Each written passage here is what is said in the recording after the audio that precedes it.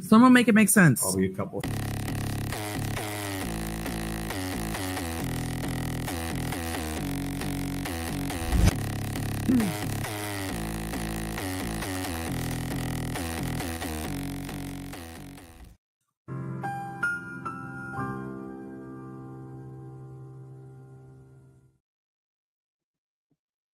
Hello, everybody. Welcome. I don't know what's going on with StreamYard. If it's not like saving things on my stream settings, because it looks like this was live early. I don't know what is going on. I am just very confused. It looks like you guys were here last night. I don't know. Maybe StreamYard's having issues. Is it like making things go live when I don't schedule them? I have no idea. So anyway, okay, well, we are here. We are here with recapping the rest of yesterday.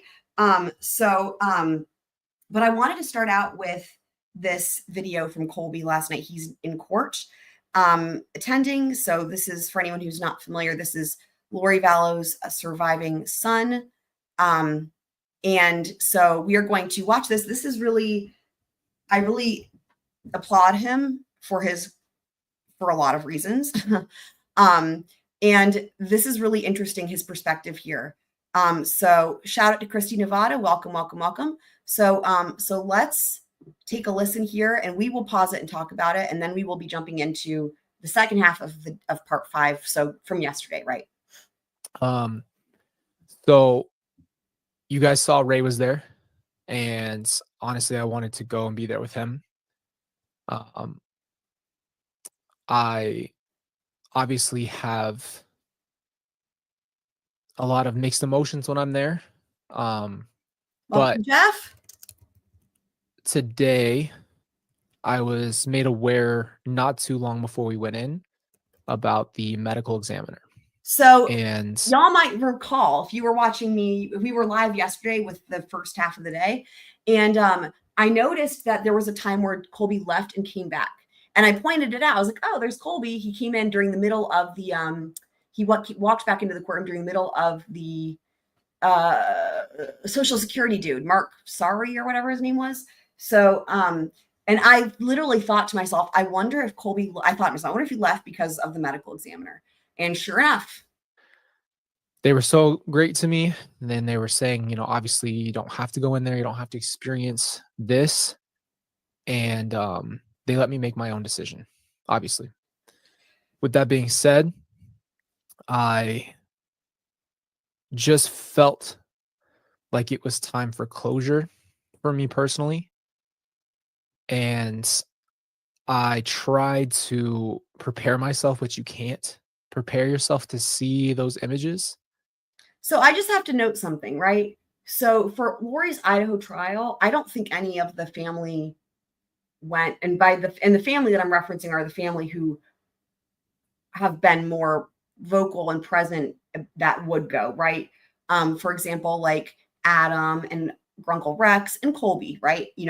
Colby testified, but other than that, and Colby's initial plan was to attend just one day of this trial, of his mom's trial in Arizona. But he went the one day, and then he's sort of decided that he wants to now go for maybe every day for the rest of the trial. So, like I always say, I love it when we don't lose the ability to surprise ourselves, right? He had one expectation in going, and it changed his mind, and now he feels like it's important to go. So, so this was his second day attending the trial. Well, yesterday, right? When I lost Charles, I didn't get any closure. I hadn't talked to him, and I've addressed that before. That was because I was upset with him from what I thought I knew and from just my own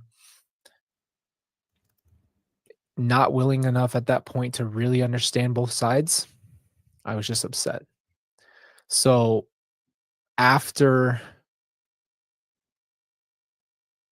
they showed the first image, it was just him with his eyes closed. And I'm not going to get into the details again. I don't want to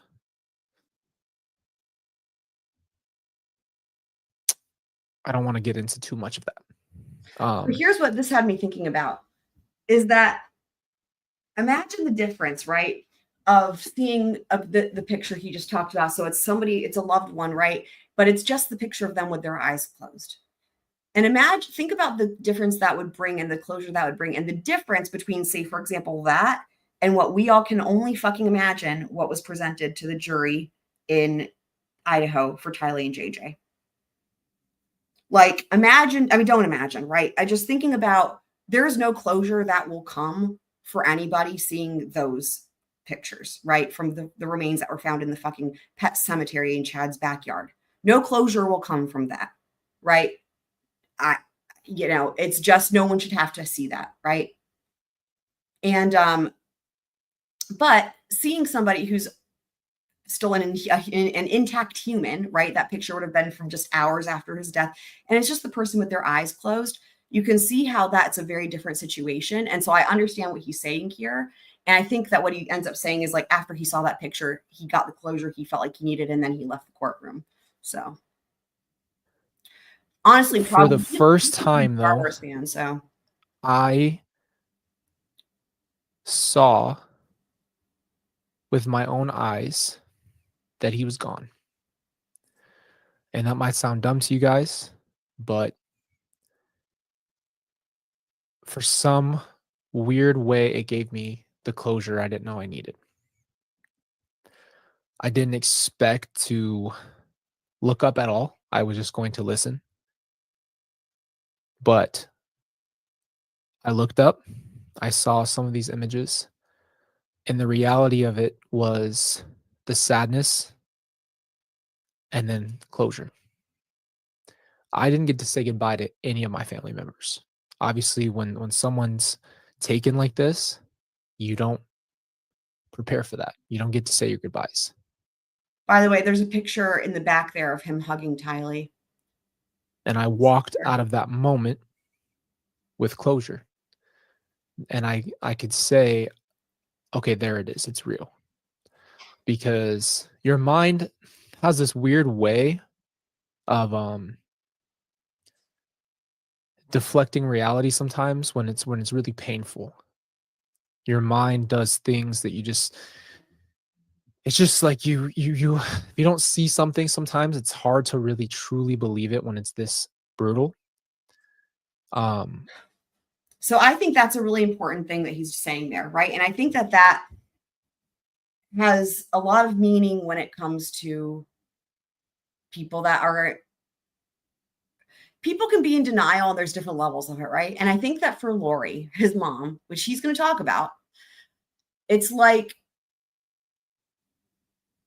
the level of denial, like, people can be in denial and that is normal, right? When tragedy happens. And but that's a phase, right? That's one of the phases of grief, right? And that's normal. And for some people, that phase can last for a long time. It just varies. But then there's people who can take that denial and turn it into delusion, which is really what I think is going on with Lori, right? Christy Nevada says, love the custom emoji. Glad you love it. Love. I also love the custom emoji. It's one of my favorite things. And as we get new members and new members join, it allows me to add more custom emoji because they have a limit. So that's one of the benefits of people joining also as well. So now he does not specifically take this concept of the denial of the reality and apply that at this moment to his mom. But when I heard him say this, I was like, wow, like this is just so relevant, right? Thinking about the different types of denial that people can have, right? And as it pertains to grief, but also how there's a spectrum. And for some people like Lori, that level of denial like can go again to the extreme to where it becomes a delusion, So and I was just at that point where I think I needed to finally say goodbye to him my own way. It was really hard. It was not what I walked in this morning even thinking about or expecting. But I made my own decision before I went in, and I walked away with some closure. What it did was change my perspective all over again because it's so tangible and real. Um, because it's so tangible and real, it's how do I put this? It just made what my mom and Alex and all of this so much more evil. Mm. And I'm watching evil in front of me. And I'm watching an argumentative person. Okay, so this, I'm going to back this up a second. So anyone that's been following this case has had the what's the right way to say it? The privilege to watch the journey of Lori's family members, especially people like Adam, Grunkle Rex, and Colby, walk through this process, right? And Colby more recently has started speaking out about this and coming to terms with his mom and his relationship with his mom and all that, right? And I think it's just from a human perspective, it's so fascinating. And what he's been through is unfathomable. And so he's still processing, right? Like, for example, yesterday we watched Summer Shiflet's interview. Nate Eaton interviewed Summer Shiflet, right? Lori's sister. And it was really interesting because while she was saying like, yeah, I hold Lori accountable. And that was a big step because initially she was like sticking up for her, right? Yeah, I hold her accountable, da, da, da. She was also saying the entire time, she was really putting Lori as a victim, to be honest, guys. Like her entire thing was like, Chad's the evil one. Chad tricked her. Chad duped her. I mean, so while she was like, again, saying, yeah, I hold her accountable, she really didn't.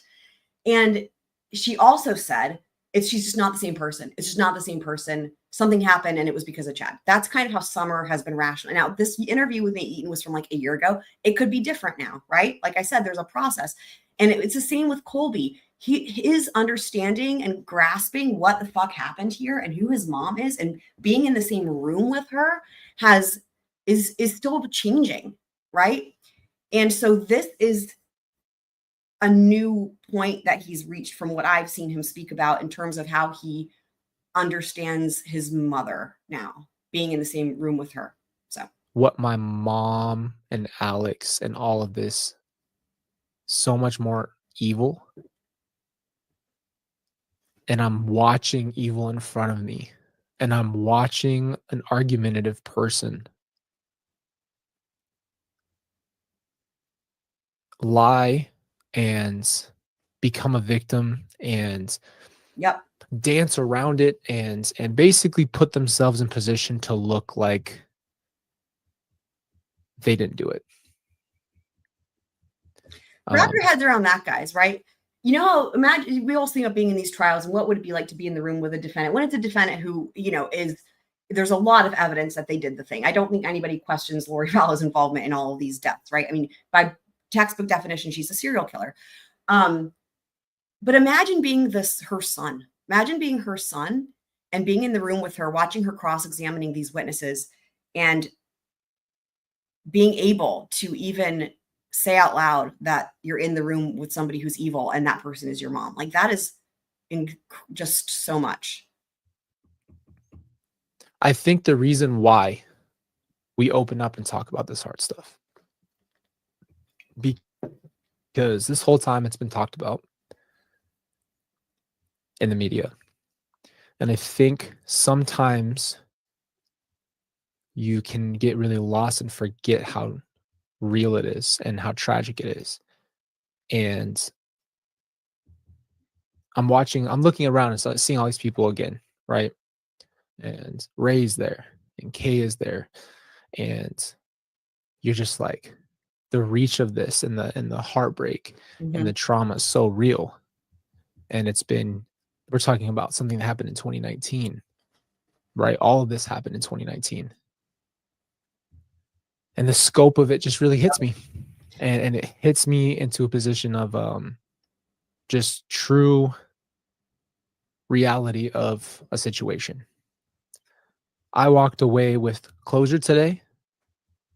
But I also walked away with a different perspective of psychology.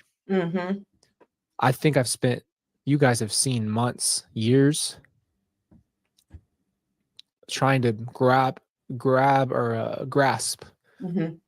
what could have happened, how this could possibly be, and what religious view is this and that. And this is really, really, really interesting. This is just what I was speaking to, right? Like the process that he's been going through here, not just him, but also like Adam and Grunkle Rex.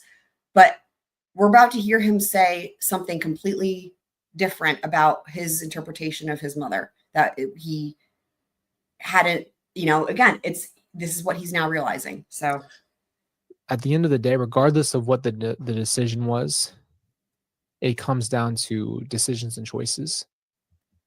And it's crazy to really fully see the reality of the decisions that somebody deciding in their own brain what's best for other people and things of that nature. It's hard to put into context.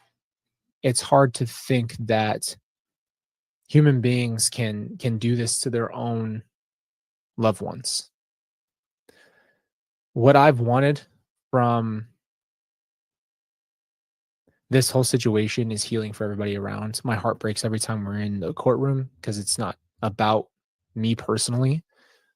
It's about everybody who's been affected. I didn't really feel the need to talk to any of the media today. It's not to be disrespectful. When I remember when we walked out, I didn't feel the need or want to really open up about it yet. I didn't even know if we'd do a live tonight to discuss it because I really wanted to walk away with something positive. And honestly, I don't have anything super uplifting or positive to tell you. The lesson I learned today is that sometimes the best part of your healing is fully accepting how bad something really is. Right there. And that's the thing that Lori, not just Lori, I'm sure there's other people, but this is the thing that is hard for people to do. And like I said, the level of denial, right? And when denial can turn into delusion, this right here. Let's listen. This is huge.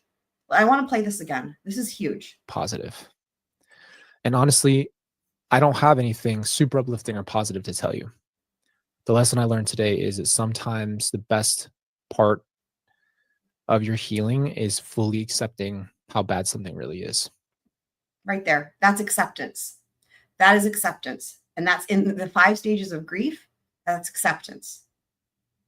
So we are seeing this play out in, like, again, this is where this is just, you've got this case, you've got the trial, you've got the shenanigans with Lori, but then you've got such raw human emotion and the psychology of it and the grieving process. And it is just, I just don't even have the words of how much I feel so much gratitude to Colby and to people like Grunkle Rex and Adam who speak out about this process, because I think that it's so important. I mean, because those of us who follow these cases and trials, there's so many trials, there's so many cases, there's so many names and so many people, but these are the actual people, right? And that they are sharing this process with us when they don't have to, right? And again, this is such an important thing that he is saying right here. And we're getting to see this happen in real time. I mean, this is just from like 12 hours ago, he made this video. The lesson I learned today is that sometimes the best part of your healing is fully accepting how bad something really is. And once you accept it, then the opportunity of healing, I think, comes later on. Right now, this is raw. This is fresh again. And the thing too is, if you don't get to that part of acceptance, then you stay in the denial. And if you are Lori, right, for example, that denial can, for her quickly turn to delusion, right? As we know, it's like, that's why this is just, anyway. Yeah.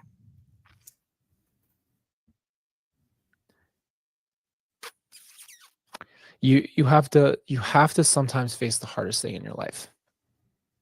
So regardless if I didn't watch, like I didn't for years, if I didn't turn the TV on or watch YouTube or go to the trials or listen to what the truth of the reality of my family's life was and how it affects others, You stayed out of it. it'd still be there. It's just a matter of, am I going to face it? Mm-hmm. So personally, and that's what it is. He's facing it now. I mean, literally, like I said, he really stayed out of it, and understandably so. It took years, right? And he's facing it now. I'm praying that all of these steps that are being taken right now bring healing and healing to others. What really hurts me to listen to personally is to watch Lori throw Tylee under the bus, throw her own daughter, my sister, watch her throw Alex in a hero's position, almost as if he saved them, Mhm. as if it wasn't planned. She's so good at convincing, in a sense. She's so good at pitching that story. Um, I don't know. It's so hard because I can't. Here's what I'll say to you guys. I can't wait for her to say I'm sorry. I can't wait for her to say this is what happened. I can't wait for her to decide I'm going to say the truth or whatever the case is. Mhm. It really just leaves me in a position where she's doing the exact opposite. Yeah. What am I going to do about it? What are all the other victims going to do? And the reality is, at some point, our jobs as hurt people are to start to piece it back together. Right there. That's another really important point that he makes. Again, this is just so applicable to so many things in people's lives, right? At some point, our jobs as hurt people are to start to piece it back together. Yep.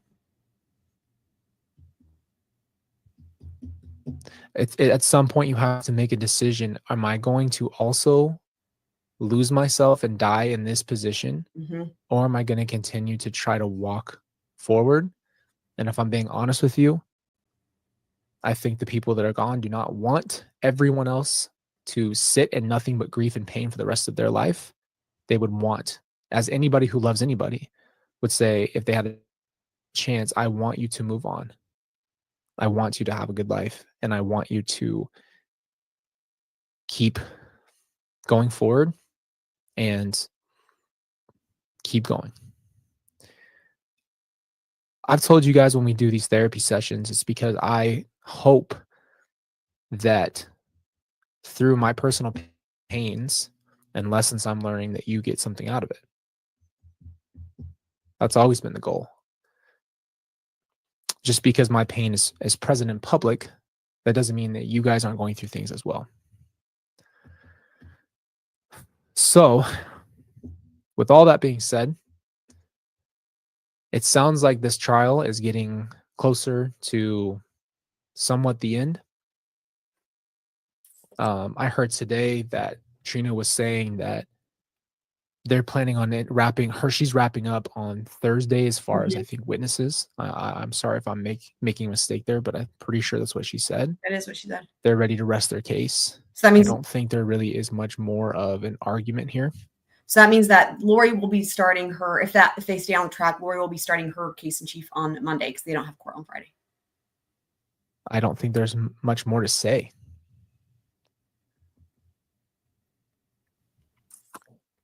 At the end of this trial, I just hope that you guys know, if I do one thing right by my family, is that whatever Lori is saying about everyone is pretty much defamation of character. So do you guys remember when Lori brought up on cross to the medical examiner with the toxicology, the human growth hormone and the steroids and whatnot, and I lost my mind? She's lying so much to cover her own. She's lying so hard to prove that she's who she makes herself Yeah. out to be. Yep. And to do that, she's willing to step on everybody's heads, and knowing that the people she's talking about are gone, she's at a point where she's willing to have defamation and make Tylee look like she was mentally unstable to the point where she couldn't go a minute without her medication.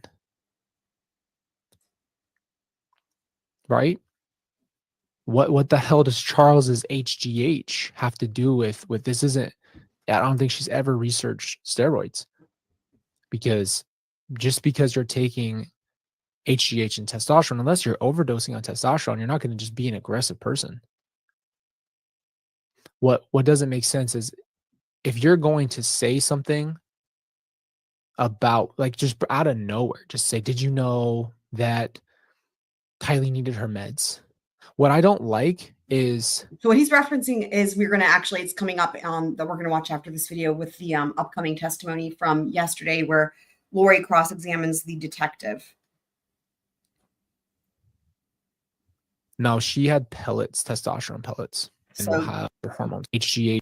let's talk about Let's say HGH for a second. We're just going to skip past this because it's not relevant. Welcome, that Donna. nature. So, but anyway, herself above everybody today again. Yeah. She's obviously willing to make Tylee look like a mental breakdown person, and make it seem that Tylee was some kind of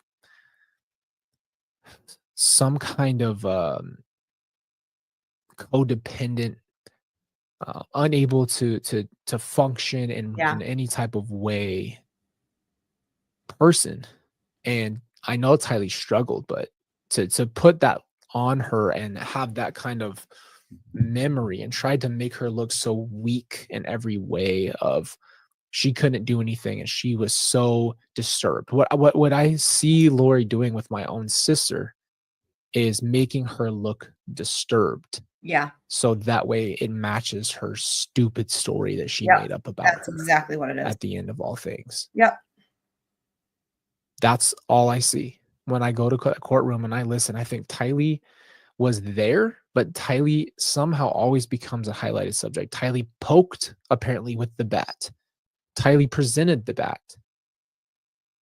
right? Then all of a sudden you left Tylee alone in a room. Okay, Tylee's not 3 years old.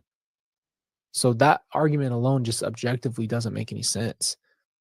To make it seem like Tylee was that you were even worried about Tylee. And the thing is, at the end, when they were talking about this, and she was going back and forth with the lady that interviewed her, she's not wrong. My mom would chat and talk, and you can tell she's still the same. She walks into the courtroom and she's smiling. She's carefree. And I just kept looking over and I kept. This is really interesting. I'm going to back this up again. So this is where we get his impression of his mom's demeanor now for second day in a row that he's been here. So this is really interesting. And the thing is, at the end, when they were talking, I think it's important too. So what he's reiterating here is that Lori's also, she's not only throwing, Tylee under the bus, but she's pretending that she was worried about Tylee, right? For sitting alone in that room. Just doesn't make any sense. To make it seem like Tylee was that you were even worried about Tylee. And the thing is, at the end, when they were talking about this, and she was going back and forth with the lady that interviewed her, she's not wrong. My mom would chat and talk, and you can tell she's still the same. She walks into the courtroom and she's smiling. She's carefree. And I just kept looking over and I kept having these conversations. I'm thinking to myself, she's so carefree. And it's like, I'm not going to let her bother me anymore. But it is just crazy to see that you are in one of the worst positions a human being could be in, and you are smiling and having fun and joking with your team, which I'm not saying anything about her team. I don't know anybody on that team. I'm not going to speak on them or disrespect them. But at the end of the day, like, I'm just watching something unfold in front of me that doesn't feel real, but is the realest thing and most tangible thing. But I've never seen a more dismissive human being. Like, I've watched a lot of movies and TV, and I'm not going to try to compare everything to that, but I do look at like psychology of characters. And here, this is so interesting. Okay. So, oh, hi, Twiz. Okay. So this is really interesting. That doesn't feel real, but he's talking about his mom. Is the realest thing and most tangible thing. But I've never seen a more dismissive human being. Like, I've watched a lot of movies and TV, and I'm not going to try to compare everything to that, but I do look at like psychology of characters. when I watch things. This is really And you interesting. know who she This is so interesting, guys. more reminds me of is someone like Dexter. Can you imagine? Can you imagine being able to come to terms with that? To be able to come to terms with, like, that's what your mom is. Your mom is Dexter. You just have to give him props for coming to terms with that, you know? And even he had a code in the Right? show. So his mom is worse than Dexter. Like, that's what he's comparing her to, is Dexter, but she's worse than Dexter. Like, dude. And I'm not going to try to compare everything to that, but I do look at like psychology of characters when I watch things. And you know who she more reminds me of is someone like Dexter. And even he had a code in the show. Yeah. But there's like this disconnect of like the human condition, like human empathy, human love. Like, what is more powerful Yeah. than a mother and a child? Yes. And I can't name a force on earth like a mother and her child. And she just doesn't have that. And so, just to reiterate, right, that Lori's only biological children were Colby, right, and Tylee. So when he's talking about like that, you know, that biological, you know, force, if you will, right? Like, that's what he's talking, you know, and the way that it's just, this is just Human love. Like, what is more powerful than a mother and a child? And I can't name a force on earth like a mother and her child. And she just doesn't have that. She doesn't have that. Celeste, yes. We had another. So now he's gonna talk about how Lori, dude, this is just so much, right? He's gonna talk about how what Lori does to him in court, right? So court is live, but not yet, because they have all the delays and whatnot. So they've got quite a while before they start. So basically what happens is when we stand up for the jury, I'm right in the front and we all watch the jury leave. And when the jury leaves is usually when her body's actually turned that way. And we'll end up looking at each other. And I get the same look every time. Quiz, who's Celeste? It's one of his viewers. This is Colby. This is Lori's son, right? He's in court, and we're just watching this. This is him last night, right? For anyone who's just not getting here, this is him last night talking about being in court. And it's just he's had a lot more experience now being around his mom, right? Because he wasn't, you know, planning on going except for one day, but he went one day, changed his mind. And with every day, I think we're going to get more information about how he interprets what he's witnessing. And it's just very interesting. And it's yeah, it's his. I get the look of. I mean, the reason I'm playing it is because props to Colby big time for having the courage to do this. And B, there's a lot of interesting information here, just in terms of the family relationship. And also he tells a really great story at the end about Tylee. So I get the look of like almost like I love you with a kind of, you know, the look she was giving in that police video where she's like completely nonchalant. It's kind of that same thing. She's like, and that is literally her exact face. Dude, he nailed it. That is her face. Video where she's like completely nonchalant. It's kind of that same thing. She's like, yeah, that's the face she always does, dude. He nailed it. Like a smile. That's the face she makes at him. Incredible. Frown look. Smile. And this. Hold on. Let me not talk. Like a smile, frown look. Yeah. And this time she didn't stare. I don't know if it's because Ray's there. I don't know if it's because I just gave her a look and then kind of just said, I don't feel the need to stare at you by any means. But yeah. Today was, I guess, today was kind of like just a full reality check all over again in the most real way. So it's horrible, it's ugly, it's not fun, And all at the same time, there's healing, there's learning, there's growth, there's acceptance, and it's a weird thing, man. It's a complete black and white, but it all exists at the same time. So again, I tell you guys all of this stuff because I think at the end of the day, there's just always room to learn and grow and heal, I agree. no matter how horrible something is. And it is horrible. And this is really the point. This is really the point. I mean, what could be worse than this? You know, his position. But you can always come out and see how you're going to move forward. I mean, the thing to me about this is literally, if there's not a whole lot of situations that could be more like, if he can say this, then you know what I mean? Like that should feel empowering to everybody, because he lost his entire fucking family. And like, I mean, you guys know this case, right? I mean, think about like the gravity of this situation. And then on top of it, your mom being who she is. And yeah. I'll post this up real quick. This is a good way to say it. You know what's really good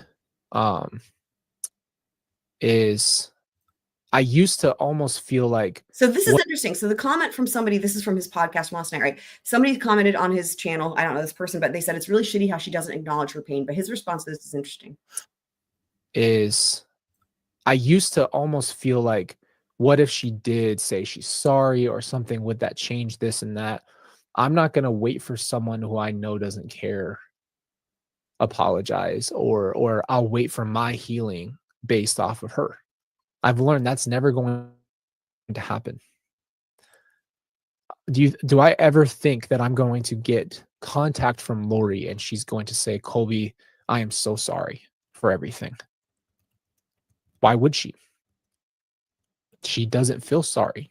Right. She's arguing that none of what we all know from evidence is true. Yep. And she believes everybody is out against her. It's crazy. So I will not wait for her or anyone else to give me the permission. There it is. And I'm not saying that's what you said, but I'll never wait for someone to give me permission to move forward. Yeah. It's not going to happen. And that's okay. What he's basically saying is sometimes you might have to forgive somebody, even though they don't deserve it, without them saying they're sorry. Let me say that again. What he's basically saying is you might have to forgive somebody who doesn't deserve it without them apologizing. You might have to choose to forgive them anyway so that you can move on. That's what he's saying. I think it's an important point. Because that is like they say in court, it's like speculation. It's where at that point it's almost like I'm creating a story in my mind. And it's like, well, until she apologizes, I'm going to stay this, and this. Yeah. It's never going to happen. Yeah. And I think that that's the lesson too, is she doesn't have to apologize for me to say, there it is. Guess what? No matter how horrible you are, no matter what you've done, you are accountable to God first. And my choice is, am I going to let you poison my well anymore? And I worked. And the thing is so that's like I think maybe a biblical thing, you know, but when he says poison, you know, there's that saying that my grandmother used to always say that I think is so important, right? Resentment is a poison that you give yourself. And that's really what this speaks to me. Not to cuss. I'm not going to cuss. I worked effing hard. I wish you would cuss though. And I am working hard to actually move on and be a better person and make better decisions and try harder. So I'm not going to let her come back in and poison my well. Right. And that's just not something that I feel is necessary anymore. I just have to, you know, again, those are my, I just have to, I think these are just really important things for just life, being a human in life. But also I just mad props to Colby for coming to this place in his life. And I want, he might be in trial again today. We will see. I'm going to skip ahead, though, to the end where he tells this story about Tylee, and then we will jump into the day 5, the rest of the afternoon from yesterday. Taken back to a barn. Okay, let me back up a I have little a bit. friend that gets picked. This kid story. Okay, this is I'm young too, right? This is Tylee's story. So Tylee's like 3 or 4, he says. And Tylee starts telling me this story, and she goes, yeah, I have this kid who comes to school every day, and he has, this isn't funny, but it's hilarious because it's obviously fake. But she says, I have a friend that gets picked up for school every day. He has no arms, he has no legs. I think she might have thrown in the fact that he was blind or something of that nature. He doesn't have any parents. And at the end of the day, he gets taken back to a barn and dropped off and picked up for school. So we're sitting there looking at each other. Me and my grandma are looking at each other going, what do we say? And so I asked her, I just kept asking her like little questions because, she's just a little girl. And I'm like, so he doesn't have any parents, so he just rolls around the hay for 12, 14 hours and then comes back to school the next day. And when I I asked a few questions, and when I showed her that I knew it was funny, I think all 3 of us cried, laughed. She started laughing. And I'm going to cry, but it's happy tears. She had the best laugh. And when she was 3, that was one of my favorite memories of all time, because we cried, belly laughed, because we knew the story was just the most ridiculous thing ever. I think I ended up also telling, after she said, I ended up telling her some funny story of the same thing, some ridiculous story back, and she just was so smart, she caught on to it. And I'm telling you, we laughed for 20 minutes. But her laugh, and Kelsey and I were just talking about this, her laugh was the most infectious laugh. Those people, when they laugh, it doesn't even matter if you thought whatever they're laughing at is funny, their laugh takes over. And so, yeah, that's probably one of my absolute top memories. We had some great road trips. We've had some really fun times. So that's the story about Tylee I wanted to play. Okay, so now again, props to Colby. I just think I just commend him for having the courage to, facing this shit is hard enough, but then to, choose to share this whole thing with people who are complete strangers so that they can also, heal in their own, life from whatever it is that they're experiencing and have more of an understanding. It's just, he doesn't have to do it. And, but I'm just so grateful that he does, and that we can have a greater understanding of what it's like to be related to Lori Vallow, and to be a part of this whole thing, this tragedy. But now, okay. So now we're going to pick up where we left off yesterday. So where we left off yesterday was the tool marks dude.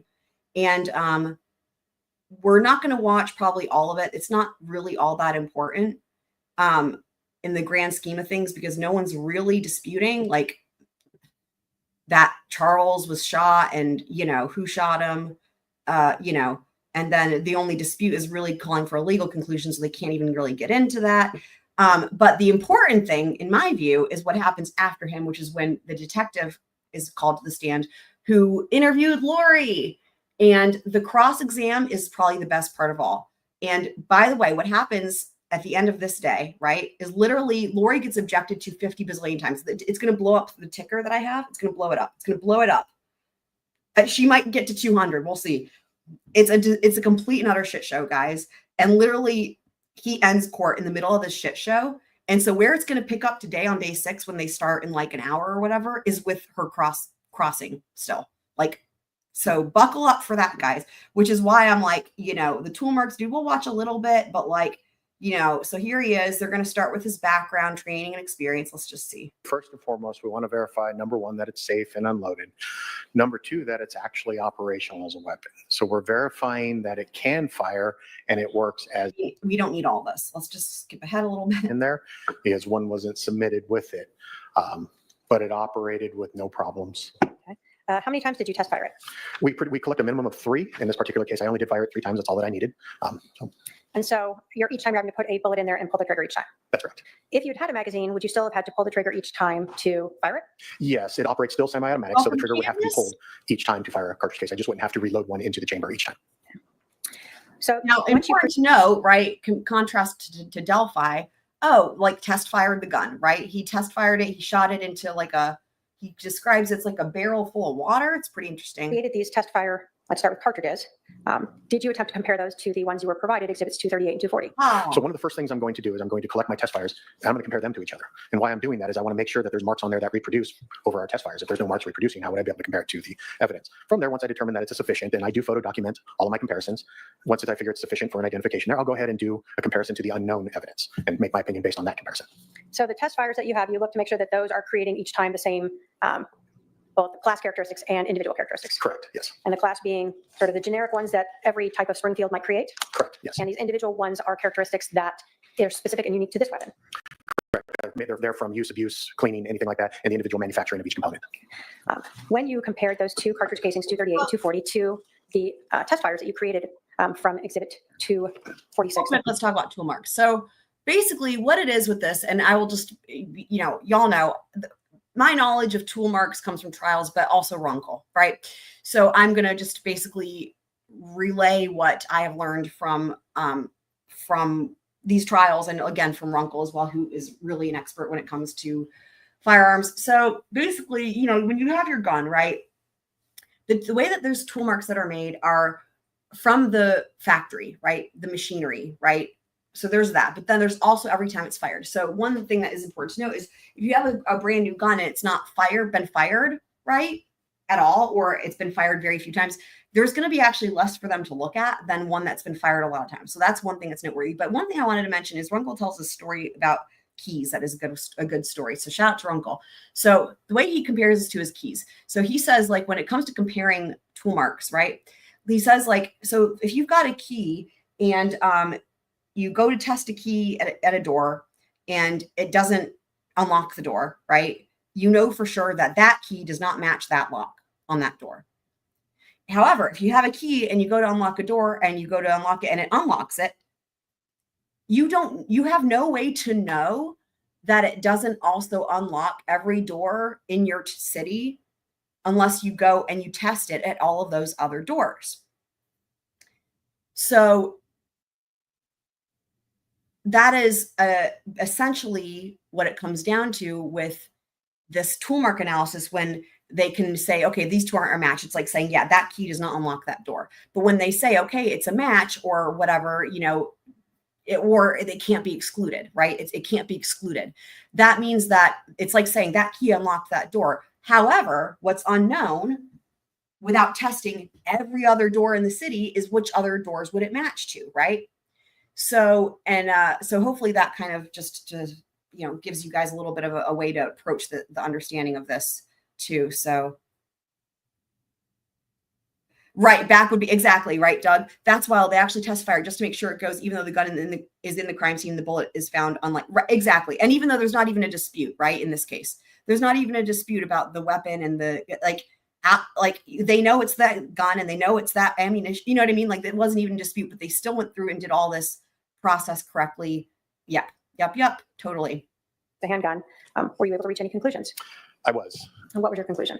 I was able to determine, I identified those cartridge cases as having been fired on that particular firearm based on my comparison of the test fires to that evidence. So right. I mean, but he still did it anyway, right? Again, it wasn't even in dispute. Alex called 911 and said, I shot him. There's the gun. Here's the ammunition, so there you go. Two cartridge casings, 238 and 240, were fired from the handgun you have up there, 246. Correct.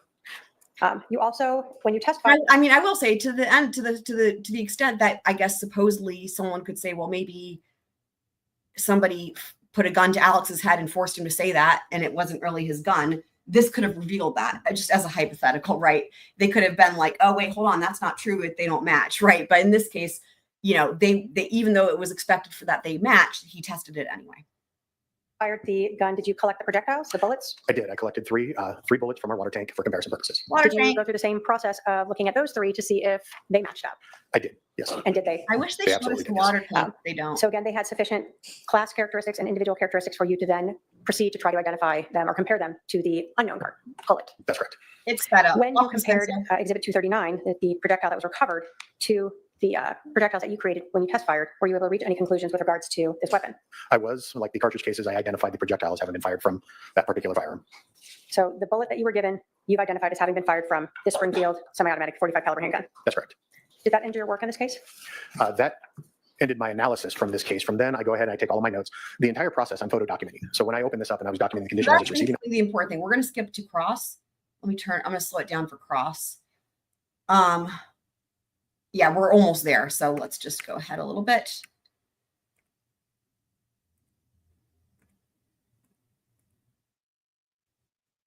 Now, one thing that is problematic, though, with this case, you know, again, it's not really at issue here, but it's more at issue in a situation like with Richard Allen in Delphi, is that they don't conduct these blind.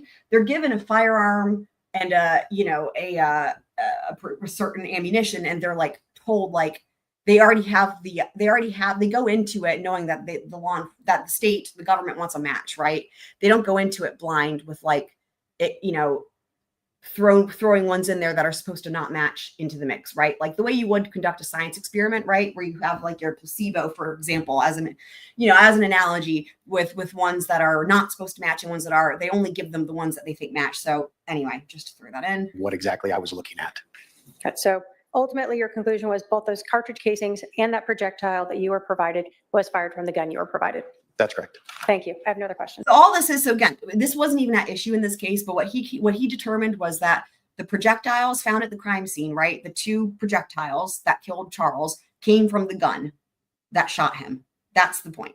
Again, it wasn't even at issue in this case, but I do appreciate that he still did the testing. He actually fired the gun, unlike in other cases like Delphi. So, yeah. All right, cross-exam. Cross-examination.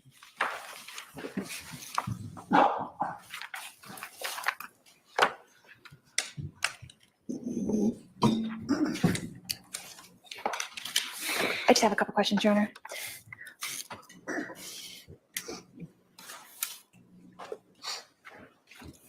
Mr. Boberg, when did you receive the request to test this firearm?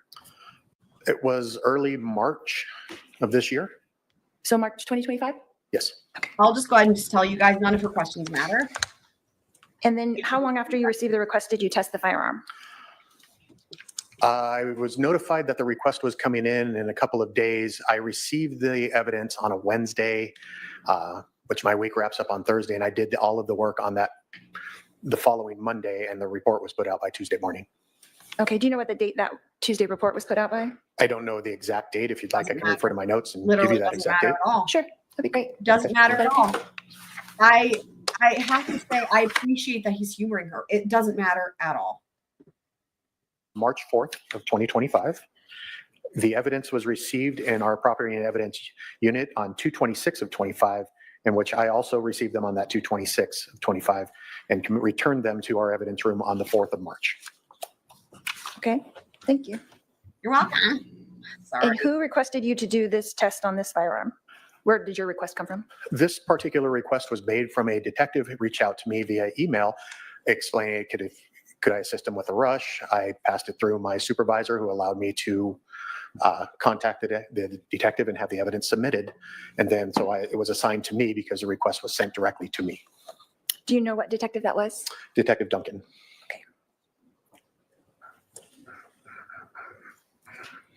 And then who did you send your report to? Once I'm finished with my analysis, my report is then reviewed by another examiner and a supervisor to make sure that it's all technically correct, and then admin, and then they're electronically released to Detective Duncan. Okay, and then you said you had done some photo documenting. Were those photos attached to this report? They were attached to all of my case notes, yes. Okay, Doesn't so there's a matter at all. report, case notes, and then the photo documentaries? It's all part of, the notes and the photo documentation is all one. And how long do you think that report was total? It's roughly, It doesn't matter. I don't know that she asked a single question that matters. Okay, here's the barrel thing though, which is cool.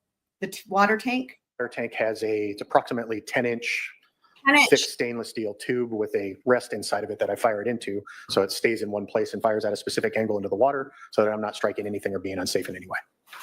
And what's your distance at that point? Approximately a foot Oh, just a foot away into the water tank? into the water. Yeah. Okay. And then did all of the casings go into the exact same place, like close to the same place? So around the inlet tube that we shoot into, we have a big net that catches the cartridge cases. Cool. So you can't really tell where they landed, I guess, because the net catches them? Is that what you're saying? It's land as far as they kind of shoot out of the gun and then get caught by the net. He's like, I don't know. Okay, so they don't land on the ground and roll to the No. close to each other. Okay. But you Oh kind of my got God. a feel for this gun because you shot it, right? I did. So if you were to shoot the gun straight and then move 40 degrees to the right and shoot it again, do you think that the casings would end up in the same area? Objection as to speculation without foundation of. Yes, He Dave. shot the gun, Your Honor. I was asking his Yeah, opinion. it's a mess. It's a mess. He can answer if, first of all, if he understands the question. If I may clarify. Sure. So you're asking if I, Hold on, we have to hear that one again. That's a good one. If he understands the question. Oh my God, Lori. Objection as to speculation without foundation of. Anything? He shot the gun, Your Honor. I was Well, asking his hold on, opinion. Hold on. He can answer if, first of all, if he understands the question. if I may clarify. Sure. So you're asking if I point a weapon, say this way, and then turn this way. Correct. Okay. I can't answer that. Go ahead. I would expect the cartridge case to be slightly different from the very first one, but not much, depending on what interacts with it in its flight path. Did it bounce off of something? What's the floor type? What is, or whatever it hits first? I couldn't say without knowing any of that. Okay. So would it be safe to say that the casings would end up in the same place if you didn't move and you fired 2 shots? They should end up close to the same location. Again, it really depends on what is around, because typically when a semi-automatic firearm is fired, the slide comes back and the cartridge case ejects up and to the right. So if you moved slightly, you're changing that angle slightly. So it could be slightly different. It could be in the same location, depending on how they bounce and roll. Okay. So if you fired the gun and and the casing ricocheted off the wall, but then you moved the gun and fired it again somewhere else, it could miss the ricocheting of the wall altogether, right? Again, without knowing the scene, I couldn't say. Okay. So in your report, I don't want to simplify it because I know that you are a scientist, but is it basically saying that this gun, that those casings came from this particular gun? My exact wording would be very similar to that. It would say items, whatever the unique identifier is, were identified as having been fired from item, which is the gun. Okay. This particular gun, correct? Correct. And then you would say that those projectiles also came from this particular gun. Is that correct? Okay. And then, Oh, Lori. and this testing was done this year on March 4th. Is that correct? March Right. 4th is my report date, meaning all of the analysis is completed and it is done. At that point, my analysis was actually conducted on the 3rd. Okay. Okay, no more questions. Thank you. Redirect. All right, so now we're going to actually skip ahead. So redirect, we're going to skip ahead to the detective that interviewed Lori. And we're going to hear the direct on this is pretty grueling because a lot of it is because they have to keep asking for the paralegal to bring up the exhibits, but the cross, we really want the cross. So let me just see where this is at in direct. So they were seated within that van. I had approached the van with my sergeant, and my intention was to try to get her to come out of the van because Tylee was in there with her, so I could have a discussion with her outside of the view of any children. When I made contact with her, we ended up having the conversation with her in the van with Tylee. So let me ask this. What was her demeanor when you see her in this van? Pretty much the same as her demeanor before. Not real emotional. She was pretty calm. Didn't seem overly affected. Real quick, I just want to say, I just got a notification on my phone.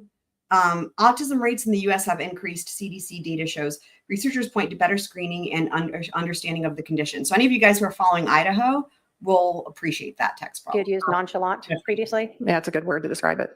Nonchalant. So how did that notification go down? Were you able to tell her what happened? So opened the van. I made contact with her. I think at some point I asked her something to the effect that if she would step out of the van to talk to me. And at that Okay. point, she said that she already knew because she was there. Okay, so this is still like the beginning, basically. The first bit that I fast forwarded through was like her qualifications and shit, right? So what they're talking about is this detective thought that Lori did not know that Charles was dead because she did not know that Lori had been there. So she's approaching Lori at this van to deliver her the bad news. And so now she's going to talk about what happened and Lori's reaction. Okay. So opened the van. I made contact with her. I think at some point I asked her something to the effect that if she would step out of the van to talk to me. And at that point, she said that she already knew because she was there, which was kind of a surprise. I wasn't necessarily expecting that. And at that point, I confirmed with her that he had died and he was deceased, and quickly kind of conferred with my sergeant away that at this point, her and Tylee are now witnesses to the event and they need to be interviewed, obviously. So it's normal for detectives to have to make death notifications, Yes, and you have made death notifications in other cases. unfortunately, yes. And so in this case, you yourself was the one surprised to learn that you didn't have to give her a death notification. I was. Did her demeanor change at all when she's telling you that she was there and knew he was dead? No. Ruh-roh. So at this point, now that you know that it's not just a death notification, she now may have relevant information. What happens at that point? I had made a request of her that we would like to obviously talk to her, and if I could transport them back to the police station, if possible. We like to do the interviews in a more contained environment, obviously one that we can record, and one that's not in the middle of a crime scene. So I had asked if her and Tylee would come back to the police station with me, and I ultimately ended up driving both of them back to the police station. So this is really interesting, right? Because we've watched her entire interview, right? But in the interview, you can't really see the detective. So this is the detective who's the one talking to Lori, right? And Lori is all chatty and all, we've watched it. So, but what I did not know, we didn't know until now, is that she drove them there. So we do get new information with her interaction with Lori. That is interesting. Okay. Is there a special area at the police station that you took them to? I did. I took them to what's referred to as our FAC, which is our Family Advocacy Center. What's the difference between the FAC and maybe what people have seen on TV of just like the cold room with a table and two chairs? So the Family Advocacy Center is a separate part of the police department. It actually has a separate entrance, and it's designed specifically for like victims of crime. We do forensic interviews of children there. There are not uniformed officers that work within that area. It's designed specifically for like victims of crime. We do use it sometimes, obviously, for witnesses. There will never be like in custody and custodial like suspect interviews or anything in there. It's a separate section of the police department that's kind of an entity on its own. So when you're going to interview Lori Vallow, do you have any concept sort of what she saw, what her involvement is at that point? No. So when you said you drove her and Tylee to the police station? I did. So they left their car at the scene. They did. They came with me in my city vehicle. Can you describe Lori's demeanor as you're driving her to the police station? So obviously I drove. She was in the front passenger seat. Tylee was seated behind her. The majority of the drive, we were actually talking about Tylee. It's a little bit awkward because you're trying not to talk about anything that happened until you can get to the police station. So you're trying to kind of make this strange small talk almost. But we were talking primarily about Tylee and Now, to her. that end, right, if I'm a defense attorney, I would use that to my advantage because she just said something really important, that they can't really talk about the case, right, until they get there, that they have to make small talk. So that way, when it seems like, oh, Lori's chatting about this and that and the other thing, it's like, well, isn't that what we had? We didn't have a choice, right? I guess she could have just been quiet.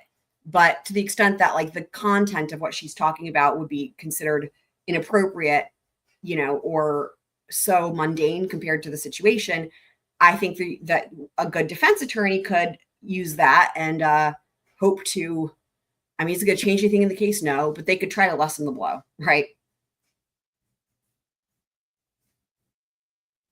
Schooling and such. But we were driving and she was just kind of chattering along as we were driving. Did she seem stressed at all while she's talking to you? Not really. Was she crying or emotional at all while you're driving? No. Yeah, While you were she thought she was getting $1 million. before you left in the car, did she ever try to ask you any questions about how her brother was doing or what's going on with her husband or anything like that? Not of me, no. When you got her to the police station, how long did that take approximately? It's probably a 20-minute drive from the house to where the station is, about, And was she chatting away the whole time? for the majority of it. When you get to the police station, do you separate Lori and her daughter Tylee? I did. And was that interview I really Audio- like that blue color. video recorded? It was. Was she free to leave at any time? Yes. Did you know if she had a cell phone with her when you were interviewing her? I don't believe, well, she did. She had a phone with her at one point, but she wasn't on it or doing anything. Did she provide you with a cell phone number when you were talking to her? In the initial part of the interview, yes. The initial part of the interview is biographical, name, date of birth, phone number, address, that type of thing. Did you ever ask to look at her cell phone? I did not. Did she ever offer to show you her cell phone? She did not. Did you know at that point, well, let me ask you, had you been inside the scene at that point, inside the house? So I did not go in the house until later. Prior to me coming back to the scene later, I was never inside the house. So at that point, when you are first meeting with Lori, driving her there, did you know if she had Charles Vallow's cell phone with her? I did not know. Did you sort of assume that Charles Vallow's cell phone would have been at the scene with him? I did assume that, yes. So I want to start with, you told us that you asked some basic biographical information. And Your Honor, if I can have my paralegal approach Okay. with Exhibit 186, Go ahead. Here we go with the approaching. CD exhibit, My badge number. and is that to identify that you They left- do this a bazillion times with the CD and the badge number. So what it is the interview is not all one exhibit. They have clips and each one is different. And they have to go through this with each one. recognize that as the part of the interview where you're asking Lori Vallow for biographical information? Correct. And that shows it's an accurate copy of that portion of the interview. Yes. State will move to admit Exhibit 186. That's funny, Twiz. Any objection? The only objection is to the portion, Your Honor. It's not going to be a full It's portion of redacted. it. Are you saying it's redacted? This is only one portion of it. We're going to be going through lots of portions of it. What was the number? So here's the thing, right? Like I said, they just do one portion. They don't play the whole thing. For whatever, God knows only why, Lori's objection here is the rule of completeness. She doesn't state the objection correctly, of course. She says it's not the whole thing. Dude, objection, rule of completeness. Anyway, but what's dumb about this is she saying she wants the whole thing played?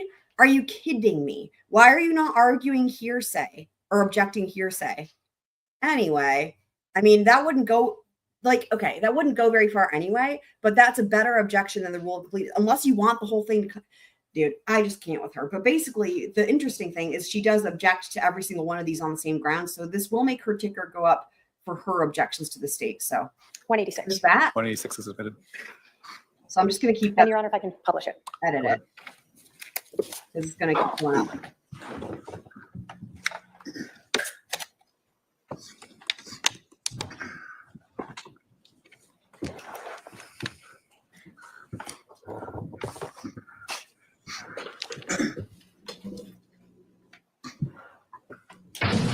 Okay. And Laura's your first name, right? L-A-U-R? L-O-R-I. Okay. And then what's your last name? Vallow, V-A-L-L-O-W, And your date of birth? 6/26/72, And then your phone number? 808-755-5452. And you live at the house, right? So in this portion that we see in 186, she gave you a phone number of the 808-755-5452. Correct. During your investigation, did you learn that Lori Vallow had more than one cell phone? I did. Did you learn whether or not she was employed outside the home? I don't believe she was. Did you ever read her Miranda rights? No. Why not? She was not in custody. She was there consensually. And at the time that I was talking to her as what I believe to be a witness. Now, did you talk to her about sort of when she moved into the house and background about her son and Charles and that relationship? Yes. My paralegal can approach with Exhibit 187. Go ahead. He's going to apply objection. Do you recognize the portion of yours? That's correct. State will move to admit 187. Any objection? The objection would be Rule 106, Your Honor, the rule of completeness. We would ask that the whole thing be Fuck's played, sake, Lori. the entire video. Why does she want this whole thing played? You've got to be kidding me. Why? Someone tell me why. Literally, of all the tell me whys. Why? Oh, why? Annie, help. Welcome. Tell me why. Why the fuck, dude? Lori, why? The objection's overruled. That I is will instant. say, is her only goal here to catch up on the objections? She's not going to get caught up. No. But We can publish it. she's going to make an objection for every one of these on the same stupid grounds. That make no sense. Ugh. God. She's insufferable.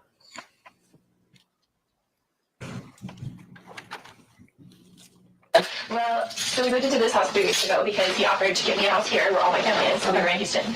And so he's like, we had decided to separate or whatever. So he's like, well, I'll pay for a house for you and for JJ and whatever, because he's all about JJ. He's never about Tyler, but he's all about JJ.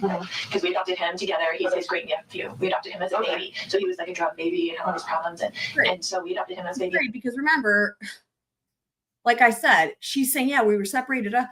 Remember, she told the Social Security people that she was still married to and living with Charles at the time of his death. It's just. So we've been raising him together. And he travels all the time for business. So he's used to just going back and forth. So he's always gone like Monday through Friday. So he came when we first moved in and brought me stuff from Houston, like a U-Haul. And then he hasn't been back. But it's all these threats on my phone all the time, like whatever, all these things. And then he told me, what kind of threats? Just,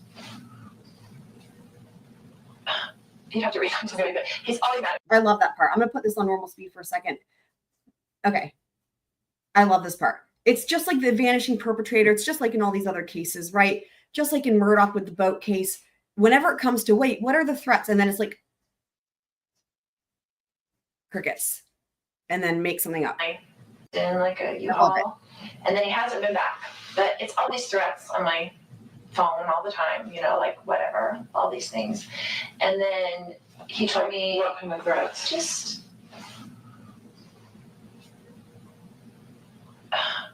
you'd have to read them to me, but he's always mad at me, right? And he...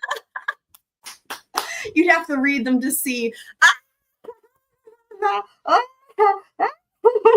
One more time. Oh my God. Also, welcome, Myra. Am I saying that right, from Scotland? Welcome. Oh my God. Even YouTube is like, I'm done with Lori. all the time, like whatever, all these things. And then he told me, what kind of threats? Just,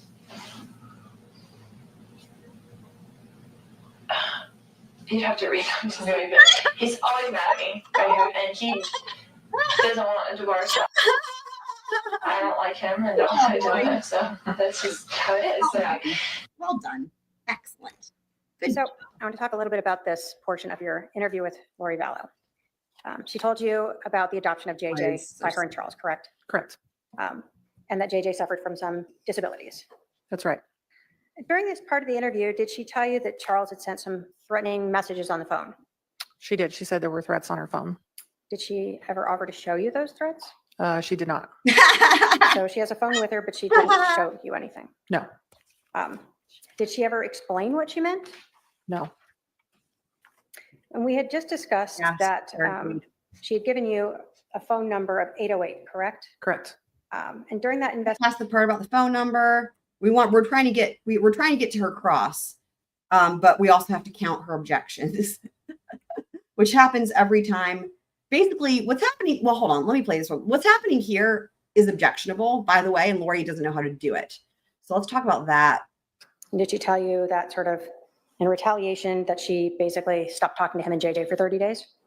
Correct. That So basically, all of this is leading. Lori could be objecting here to leading over and over again. And basically, the prosecutor is just essentially reading things into the record. And what you have a case of here is basically the prosecutor getting away with things because she can, because Lori doesn't know what she's doing. And here's what I will say about that. Even though Lori is guilty, as we all know, like guilty as all get out, right? And she's pro se. Just because you can get away with things doesn't mean you should. So I don't appreciate that the prosecutor sort of starts out a little bit on the lighter side, but then really just goes bold with this, and it's up to Lori to object. So was in Houston. JJ was in Houston with Charles. If I can have my paralegal I approach don't know exhibit what 188. means. Gonna make the same objection. Yeah, I agree with that, Spencer. And do you recognize exhibit 188 as also being signed and have your badge number on that? Yes. Meaning you've reviewed it and has identified that as the supervised visitation. She's gonna make the same objection. Your Honor, we're going to object that the whole interview should be played. Oh God, 188 submitted. Myra, if you want to do And the if you can weather, publish it. Go ahead. you can do the weather. By the way, let me show you what I mean. as an example. You can do the weather. Check it out. So she objected again. Lori's up to 10. State has 1. And I didn't file anything or whatever. And then he filed something against me and said, I'm only gonna get supervised visits because I'm crazy and blah, blah, blah, you know, the story. And so I just didn't talk to him for like 30 days and let him take care of him. And I had to see what I've been. Great. So I know it got cut off sort of in the end there. They did. She told you Right. that after he filed this paperwork saying she was only going to get So this is supervised. objectionable. It got cut off, but she's reading it or explaining what else was said. She can't be doing that. Dude. Visits, Objectionable. that she just didn't talk to him for 30 days. Correct. Should we It's not even- so here's what it is. It started out with leading questions. Like I said, how because there's no Lori's not objecting, she takes the next level. She starts out with leading as fuck. She moves past leading to not even asking a question and just reading things into the record, which is basically the same as like when Lori gets objected to for testifying. It's pretty much akin to that. You have to ask questions, open-ended questions. Leading questions are only appropriate on cross-exam and with expert witnesses. And that still depends on the jurisdiction. In some cases, like for example, in the Casey Anthony trial, leading questions are never appropriate. But typically in most trials and in most jurisdictions, you're allowed to lead on cross and you're allowed to lead with expert witnesses. And is he going to take a break here? Let's take our afternoon. Okay, he's going to take a break. Anyway, it just drives me crazy that she's just, listen to this. This paperwork saying she was only going to get supervised visits, that she just didn't talk to him for 30 days. Correct. Should we play All right, through? let's take our afternoon stretch. Okay, so we're going to skip past the break. Spencer's seeing what the weather is in the North Pole. You might have to be more specific. Oh, no, it did work. Interesting. All right. And they go away. Okay. Charles, the night before, on Yes. July 10th. Pole is warmer than And did she advise that it was just limited to a text message? Correct. Not in person, just via the phone. Okay. My paralegal can approach with Exhibit 190. She's going to object again. Same objection. There it Same is. objection, Your Honor. Right, 190 is admitted.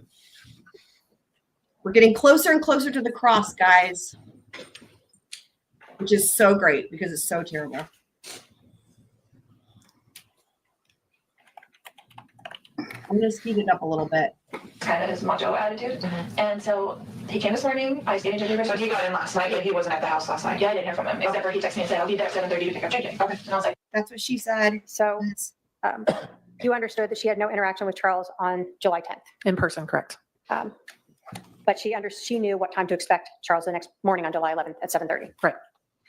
When you were talking with her, did you talk to her about what time Charles actually showed up? Yes. And did she say 7:40, 7:35-ish? I believe she said 7:35. Here's what I will say. So the court feed has started for today. What we're going to do, we're going to finish this. And here's why. Because where they're going to pick up on today is literally where they left off with her in the middle of a disaster cross. And the thing is that it ends up working out because they have to take so many freaking breaks and there's so many pauses. So what we're going to do is we're going to finish this out and then we will redirect into today. And that way we will be able to fast forward through the breaks, which honestly, when you get spoiled from doing that, it's hard when you can't. When you're on normal speed and it's like they have the sidebars or there's just long pauses and it's just like, oh my God, right? It's just so much more efficient. So we're going to finish this out and then we will redirect into what is happening now. But I've got the feed pulled up and so we won't miss anything. So, okay. My paralegal can approach with Exhibit 191. Go ahead.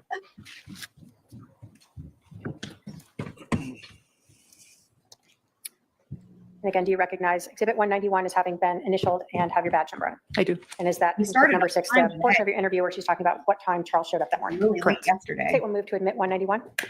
Same objection. Yes, Your Honor, the defense objects. All right, 191 is admitted. And if we can publish. Go ahead.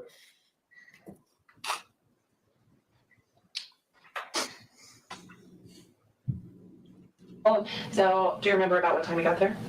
he said either 7:30, but it was more like 7:40-ish or 7:35. I don't know. Okay. But I remember thinking, looking at the clock, and he wasn't there at 7:30. And he's usually Mr. Yeah. Marshall. Yes. So So at this point, you understand that Lori Vallow knew Charles was coming to Arizona, Correct. and she knew he was going to show up on the 11th at 7:30 a.m., Correct. and that he was coming there to pick up their son, JJ. Yes. Did the defendant talk to you about when Charles shows up, sort of how they've got JJ in the car, and that she goes out to the car with Charles and JJ, and then that she ultimately ends up with Charles's cell phone. That's right. My paralegal can approach with Exhibit 192. Another objection. I'm also going to add to. He's going to object on the same grounds. And do you again recognize that with your initials and your batch number? I do. Clip number 7, a portion of the interview where you are being told by Lori Vallow that she put JJ in the car, and eventually how she got Charles's phone. Correct. State will move to admit 192. Same objection. The defense will object to 106. Good. 192. 192. I'm sorry, the rule 106 Oh, is the objection. I'm sorry. Got you. Uh, All right, 192. 192 is admitted. And if I may publish. Go ahead. You know, he's just been difficult. So Yeah. anyway, so I got JJ separated. And he was like, well, and he's like this about timing. He's like, I'm leaving in 20 minutes because it's like 15 minutes at school, and like you can't get there early. They don't open the gates until 8:20 or something like that. And I said, well, why don't you just go now? I don't want him in the house. I'm like, why don't you just go now and take him to Burger King because that's what he likes for breakfast. And he's very particular about food. He wanted chicken fries for breakfast and this right. Like, and I just can't believe it. So the chicken, I'll slow this down a little bit. Again, we've watched this entire thing, and I think more than once and dissected it. But for anyone who hasn't seen it, again, they're not showing the whole thing. They're just showing these little clips, which is annoying, but it's what it is. What it is. And he was like, well, and he's like this about timing. He's like, I'm leaving in 20 minutes because it's like 15 minutes at school, and like you can't get there early. They don't open the gates until 8:20 or something like that. And I said, well, why don't you just go now? I don't want him in the house. I'm like, why don't you just go now and take him to Burger King because that's what he likes for breakfast. And he's very particular about food. Like, he wanted chicken fries for breakfast and this right. Like, and I just can't believe it because if you don't know what he wants, it's like on the floor screaming, Jackie came in, just going like, and he's big and he's heavy and hard for me. And that's really crazy. She's saying JJ was big and heavy. I thought that. Anyway, so I said, just go. And so he said, okay. So I gave him a backpack. He got in the car. This is his MO, right? He always leaves something in the house and comes back. He never leaves the first time. I always expect my husband to come back into the house, right? So I guess he had left his phone on the counter. So he initially left with the backpack and with JJ? And so he put them in the car, Okay. in the driveway, and then he came back in, right? So I kissed JJ goodbye. He came back in, and his phone was on the counter, and I had his phone. And he was like, give me my phone. And I was like, why don't you show me your text that you've been texting, blah, blah, blah, you know, whatever. Because he's like acting really weird, like he's plotting something against me. Like, why are you even here? Like, what did you come here for? You know, he's been talking to my other brother, and my brother came into town at the same time last night. And I haven't talked to my brother in a while, my other brother. And I was like, and so he was texting him on the phone when he first got to my house. And I'm like, why are you texting Adam? Like, do you even talk to him? Like my other brother. So in this portion, Poor Adam. Lori Vallow told you that she kissed JJ goodbye and Charles took JJ in the backpack out to the car, Correct. and that she went inside and got a hold of Charles's cell phone. Correct. And did she tell you that Charles came back inside and saw her with the phone and told her to give it back to him? That's right. Did Lori Vallow ever tell you that she gave the phone back to Charles? She did not. So Lori Vallow is telling you that Charles is demanding the phone back, and she instead says, show me your text messages. Correct. We heard previously that Lori Vallow had told you that Charles had taken JJ away from her for 30 days, and so she didn't talk to him, right? That he had JJ for 30 days and they didn't talk, yes. And so now she's telling you she's demanding to know why he's in Arizona, Tell me why. why he came to Arizona. Is that what she said? Why are you even here? I believe so, yes. So Charles had to take care of his son, and now he's here to visit his son, is Correct. what Correct. she even said. Yes. So did she tell you that she had confronted Charles about texting her brother, Adam, In in this portion of the interview? in the portion of the interview, she discusses with me, asking Charles why he's talking to her brother, Adam. And were you aware at this time, when you are interviewing Lori Vallow, that Charles and Adam had been texting? No. Did you even know who Adam was at that point? I didn't know who Adam was. And again, I think you told us you were not aware at that time that Lori Vallow was in possession of Charles Vallow's phone. Correct. And were you aware at that time that Charles had flown Adam in? No. So you're just kind of hearing this and listening to what she's saying. Correct. Did you go into some additional detail about, again, Charles demanding that Lori Vallow give him back his cell phone? Yes. I can have my paralegal approach with clip 197. Go ahead. Move that order. Clip 8.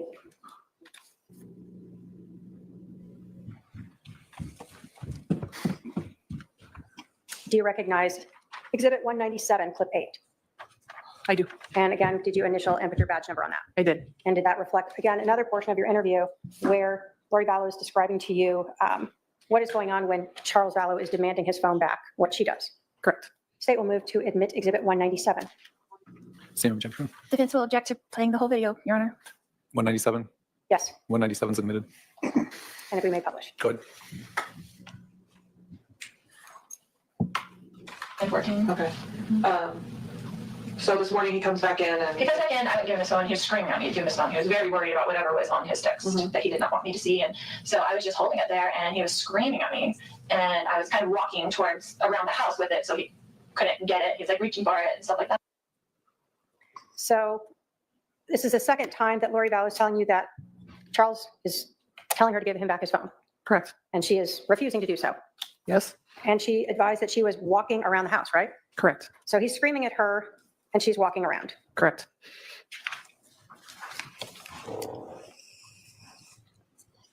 During this initial confrontation over the phone, does Lori Vallow tell you it's just her and Charles? Yes. And so did you ever ask her why she didn't just give the phone back to Charles so he could take JJ to school? I did not. During your interview with Lori Vallow, did she tell you at some point that since she wouldn't give Charles back the phone and he's screaming at her, that her daughter Tylee and her brother Alex came out? She did. Again, all of this is objectionable. I'm going to skip because we know all of this. This is all on the body cam. It's all in the interview that we've watched. By the way, guys, my mom has a concert tonight and I'm getting information about if it's going to be live streamed. We might be able to co-stream that, or I'm just going to wait and see kind of what comes out. It looks like my brother is going to be helping out with the live stream, but it might be something that we could get involved with like live streaming it. I know a lot of you guys have wanted to or offered support for my mom and stuff like that. She's a music professor. And anyway, so I'm getting information about that and I'll keep you guys posted. Initial phone argument. Correct. Did Lori ever tell you during your interview that Charles started this argument? No. During your interview of Lori Vallow, was it always her saying that it was her that started this argument because she would not give Charles back his phone? Correct. So she told you that she was afraid of Charles coming over, invited her brother over to protect her, and then she started a fight by refusing to give Charles back his phone. Correct. During this interview, did Lori tell you that after Tylee went out to be with JJ, that Charles came at her with a bat Yes. and that she moved into the kitchen and that while she was not able to see what was going on, she hears a shot? That's correct. If I can have my paralegal approach with Exhibit 193.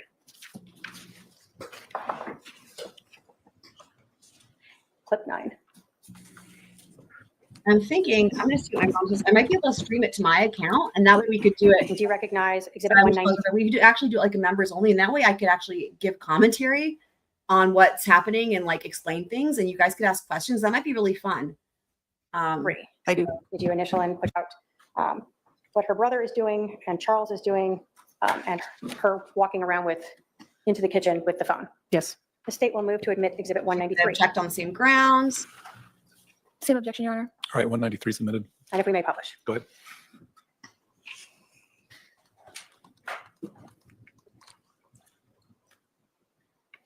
All right, yeah, she was outside. and then And what happened? then they got up from that and my brother had like stepped back, I guess. And then Charles was coming with me to that and yelling at me to give him his phone still because I had it in my hand. It was all really quickly. And then when I went around kind of in a circle, then my brother was there.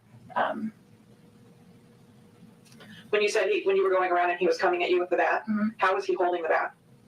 Just like that, like backwards. Like he was swinging it, swinging it backwards? He would have been like, Like he would have swung it backwards at me, not frontwards. okay.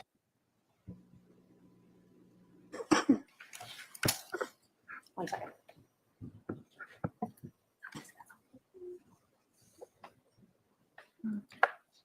So in this clip, she's describing to you how Charles was swinging the bat at her, correct? Correct. And in that clip, does she, or let me ask you this, does she go on to talk to you about whether or not her husband was a semi-professional baseball player? She did. Yes. And she told you that, again, Charles is holding a bat and yelling at her to give him his phone, Correct. and she didn't give him back the phone? She did not. Did she talk to you about whether or not she saw the shot? Yes. Did she say she saw it or not? She did not see the shot. She heard the shot. So she indicated she does not, did she indicate whether or not she saw her brother pull out a gun? No, Did she indicate whether or not she saw her brother go get a gun? she did not. Did she indicate how many shots she heard? She specifically said the shot, as in one shot. Did you at some point, well, let me ask again. So you had not been into this residence yet? No, So when she's telling you she's going around, did you understand what that was? not really, because I hadn't been inside. She was kind of describing the kitchen and the room they were in, but I hadn't seen it firsthand. Okay. When you were talking to Lori Vallow, did you ask her if Charles or her brother Alex had said anything before Alex shot Charles? Yes, And did she indicate she doesn't recall hearing that? correct. And if my paralegal can approach with exhibit They're going to approach again. 195? I'm still getting details, guys, on the performance for tonight. So I'm trying to figure out how we would do it. It looks like it's going to be streamed through my mom's YouTube channel, which she doesn't even, I didn't know she had one. It's just like a YouTube account. I guess it's not even a channel really. But I'm trying to figure out how what we're going And to do. Alex part of shooting? Correct. State will move to admit 195. Same objection. Same objection, Your Honor. 195 is admitted. Because what we could do is Everybody just watch it and I could be in the chat, but I could also co-stream it to my channel, like I said, and then give commentary. I gotta get to the kids. And so I just went outside and to see if they were in there okay. I didn't want them coming back in the house when all that was going on.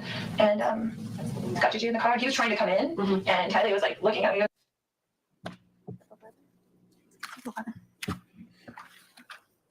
That's actually the wrong one. Well, play that one, I guess. Let me see, and we'll talk about that one since admitted. Okay. Yeah, we'll play it and talk about it.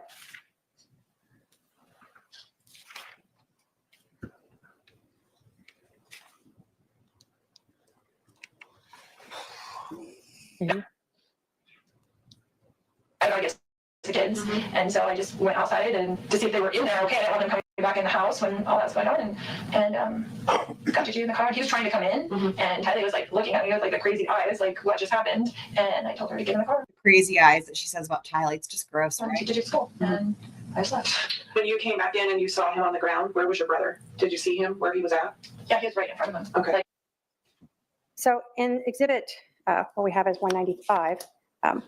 Is that actually then the portion where she's talking about what she did after as well as what Alex was doing when she went back in there? Correct. So she advised you that after she heard the shot, she just left She did. She went outside. and then drove off in Charles's rental car? Correct.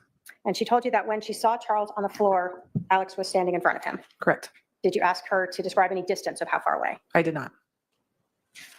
And then if we can approach then with, what is code number?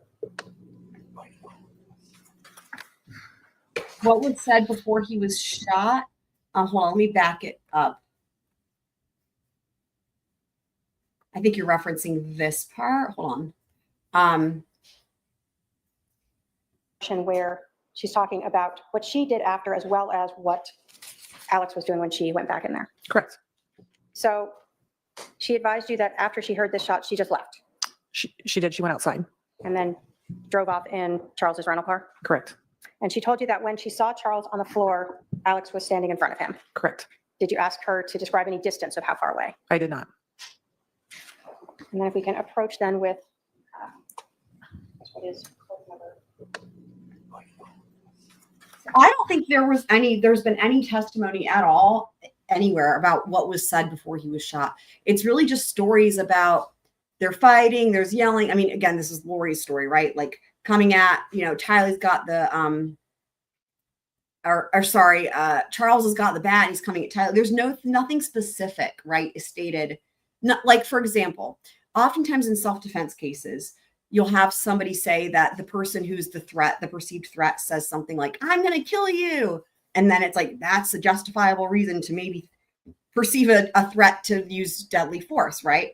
There's nothing like that here. There's not any particular statement at all. It's just like basically a huge mess. So, yeah.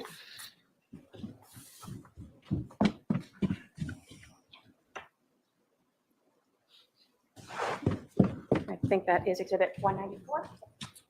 Is that again, a portion of this interview, we're talking about the shots, actually. Correct. And you watched that previously and initialed it and put your badge number on it. I did. State will move to admit I 194. went and added an objection. Same objection, Your Honor. Lori, 194 is admitted. Same objection. Okay, yeah. He was a big professional baseball player. Okay. So it wasn't a good idea for Charlie to get out of that. Probably not the. I mean, he played semi-pro when he was young. But, yeah, and then I was kind of turned around and we were all right there in that room except for the kids had been outside by that time and I heard the gunshot. Mhm. And So you heard the shot? Mhm. Did you actually see the shot, or did you just hear it? I had gone around Mhm. to the kitchen to get away from him and so back around. So I don't know if he went in the house. I didn't, so I'm at a little bit of a disadvantage. Yeah, so I didn't see the shot, I heard it, and then I came back around and I saw that he was on the ground. Okay. So again, that's the portion where she is advising you that she only heard the shot but didn't see the shot. Correct. So she's advising you she doesn't know what her brother was doing. Reasonably, yes. During this whole interview that you had with Lori Vallow, did she ever tell you that she handed over the phone to Charles? She did not know. So during the initial confrontation, when it's just her and Charles and he's demanding her phone, she won't give it back to him. Correct. When her daughter comes out and involves herself in this altercation, she wouldn't give him back the phone. Correct. And she advised that he's still at that point demanding his phone. Yes. And again, he's there to take JJ to school, right? Right. And then her brother comes out and again, he's demanding the phone and she still won't give it to him. Correct. Did she ever explain to you why she didn't just hand the phone back over? She did not know. If I can have my paralegal approach with 286 And we're going to have another objection. initials and badge on that. It is, yes. And is that a copy of the full interview? It is, yes. So it includes whatever conversations you had throughout that, about Charles Vallow and her views on him, Yes, and repeatedly that she never gave the phone back to Charles Vallow. that's right. State will move to admit 286. I went ahead and added the objection. Do you know who called 911? I believe Alex Cox called 911. We've discussed that she had multiple cell phones, correct? Correct. Vallow's cell phone. I did. So she has at least 2 cell phones with her, but she She's did not call making a 911. point here that she had multiple phones but didn't call 911. We know. Then they talk about driving them back after the interview. They're almost did, done with yes. direct. Did you and someone else drive her, Tylee, and Alex Okay. Cox? Great. They're almost done with direct. We'll jump into cross and then we will pick up with today and cross will resume. Myself Excellent. and at the time Detective, but now Lieutenant Moffett did. So can you tell us about that? So the interviews were concluded and we were going to get them back to the house. The search warrant was still ongoing at the house, but to get them back to get vehicles, they weren't in custody. So I obtained our victim services as a minivan because it just holds a lot of people. And we used the minivan to take everyone back to the scene instead of driving 2 different cars with people. So I drove and Detective Moffett sat in the very back. Tylee was sitting up front with me and Lori and Alex were behind me. What was Lori's demeanor in the car with her brother and you and Moffett? She was unaffected, not emotional. The best description I can give is that she chattered the whole way, basically back to the house. There it is. Not upset, Chattered. almost Wow. not happy, but just really unaffected by everything that was going on. It was kind of striking. Is there any acknowledgement about what had happened? No, Just basically just talking like it was any other day? that's a good description, yes. Did you ever hear her talk about or say anything like, oh, I need to let Charles Vallow's sons know that he's dead? No, not specifically. She had referenced at one point, like calling people, but not that she needed to like Mhm. do additional like death notification. Another thing I want to just point out, I want to take a moment here. Charles Vallow's sons are rarely talked about. I don't even think I mean, their names, I think Bobby's one of them. They're just, I don't even know what they look like. They haven't testified in any trial. And I just wanted to take a moment to recognize the loss that they suffered as well. Not just for Charles, but also for JJ, who was a family member to them as well. And for the way that this whole thing was handled, because they deserved to know what happened to their dad. I mean, it's unfathomable. That's the thing is like, there's just so many people that this case affects. There's so many victims beyond just those who died. And that's true for any case, but there's just so many in this case. And I just wanted to take a moment to recognize them and their grief.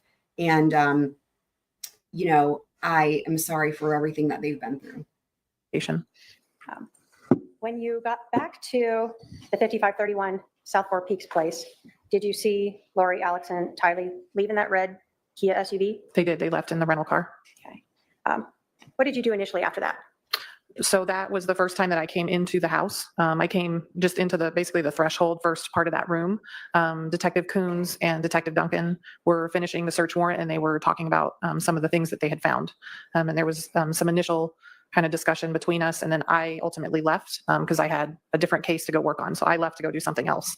Did you go back to the police station? I did. Around 2 or so, did you get a call to see if you could help find Lori or Alex to come back to the house?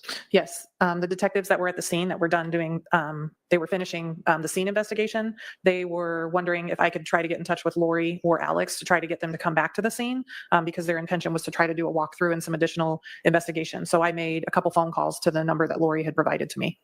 So you made more than one call to that 808 number. I believe 2. Did you leave a message? I left a message, yes. After you had called and tried to reach her, what did you do? I ended up going back to the scene very briefly while they were finishing. And at that point, Alex had come back to the scene. Lori and Tylee were present with that red rental car again. And I was outside, and the other detectives were inside finishing up crime scene work. Okay. Did you ever learn from Detective Coons or Duncan that they had searched the house and they couldn't find Charles's cell phone? When I went back the second time, the detectives on scene, Coons and Duncan, had said that they couldn't find his phone. And you had interviewed Lori, so you knew that at some point she'd had it, right? Correct. And she had, in fact, told you multiple times that she had refused to give it back to Charles, right? That's correct. But you had never asked her, do you still have it? I did not. So you're at the house, you see Lori and Tylee. Did you go ask her about it? I did. So can you tell us about that? I walked up to where the vehicle had pulled up. Tylee was actually still inside the car, and I asked them if they knew where Charles's phone was. And at that point, they volunteered that they had the phone. I believe Tylee pulled it out of the cup holder to hand to me, and I asked them if they knew what the passcode to the phone was, and both of them were able to give me the passcode, and I took custody of the phone from them. Did Lori tell you anything about where she found the phone? I think she said that she found the phone in the car. Okay. When you were asking her about her now deceased husband's phone that she found in the car, what is her demeanor like when she's interacting with you again here? It's the same that it's been the whole time. Pretty calm and kind of unaffected by what's going on. Did it seem odd to you that she said that she found that inside his car odd when to she me. was talking to you about having it in her hands and refusing to give it to Charles? It struck me as a little odd, yes. So they give you the phone and you said that you were able to get the passcode or PIN for it. Did Lori say she knew it as well? Lori and Tylee. And what was the passcode? I believe it was all zeros. Wow. Did you ever check to see if that would open the phone? I did not. Did you later give Charles's phone to be given to Detective McDonald? I did.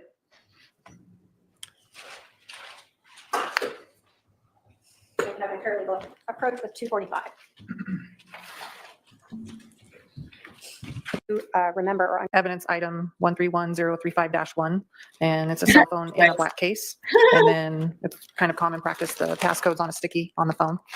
is that the phone that was given to you by Tylee with Lori there? I believe so, yes. Did you provide that to Officer Allness to then give it to a Detective McDonald? So Sergeant Ulness, at the time of this, was the sergeant over our computer crime section, which is where Detective McDonald worked. And it's common practice for us to hand turn over items to them so they can do exams. And does that phone have the number for this case and other information to indicate to you that it is the phone that you got from Lori Vallow and or Tylee? It does. So each case, is there a specific number? Each case has their own DR number or incident number? So each investigation will have their own DR number, and then our evidence, each item generates its own unique evidence item number, and those numbers are associated specifically with the specific. Okay, I think they're almost done. Any objection? No objection. Okay. They're wrapping it up right here. Okay, this has got to be crossed, guys. Oh fuck. Oh fuck. Are you guys ready? I'm not ready. You guys ready? Here it is. Damn. We're on to cross, guys. Get ready for this disaster. Detective Inkman, who was the case agent on July 11th, 2018? That would have been Detective Moffett, who's now Lieutenant Moffett. Okay. And then when did Detective Duncan, when did the switch happen from Detective Moffat to Detective Duncan being the case agent? Do you know? When Detective Moffat was promoted to Sergeant Moffat, once you're promoted, you go back to patrol as a supervisor. So when you leave the unit, we reassign case officer responsibility to a detective that's currently inside the unit. So if somebody retires or promotes, that case agent responsibility would shift over to someone else. Okay. Do you know when that was about? I don't. Was it like sometime in that year of 2019 or much later? I don't know. Okay.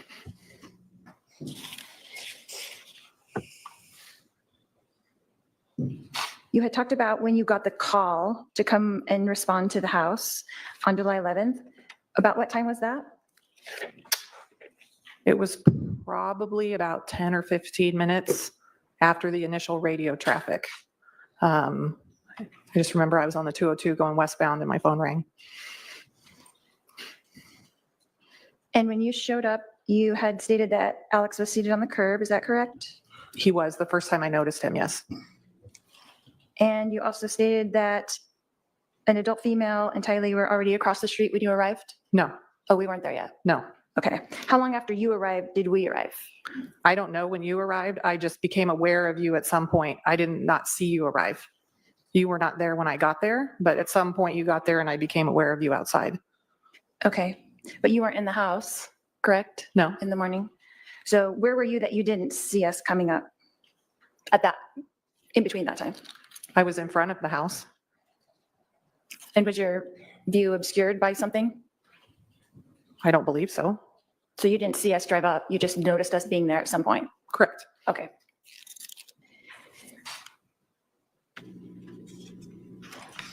And when you first saw us, what were we doing? Were we talking to the officer I believe so. or waiting to talk to the officer? When I first saw you, Officer Krautheim was standing with you and it appeared like you were all talking together. I couldn't hear you from where I was at. I just noticed you. Okay, so you saw him talking to us, but you didn't see us initially come up before when he told us to stay where we were. You didn't see that part. I just became aware of you standing there. Okay. And you talked about my demeanor, right? Being ordinary. Is that what you said? Okay, here we go. Nonchalant. Being ordinary? You said ordinary, non-emotional, nonchalant. Correct. What's your definition of nonchalant? Pretty almost detached, just calm, doesn't really matter, kind of not extraordinary. Do you have a degree in psychology? I do not. Do you know what a person should act like State could have objected there to argumentative. if they're in a stressful situation? So there isn't one way to act. There's just behavior that is striking. Striking behavior. Correct. Okay. At some point when you came over to talk to me and my daughter, did we express to you that she needed her medications that were in the house? I believe so. And that And what did you instruct us about?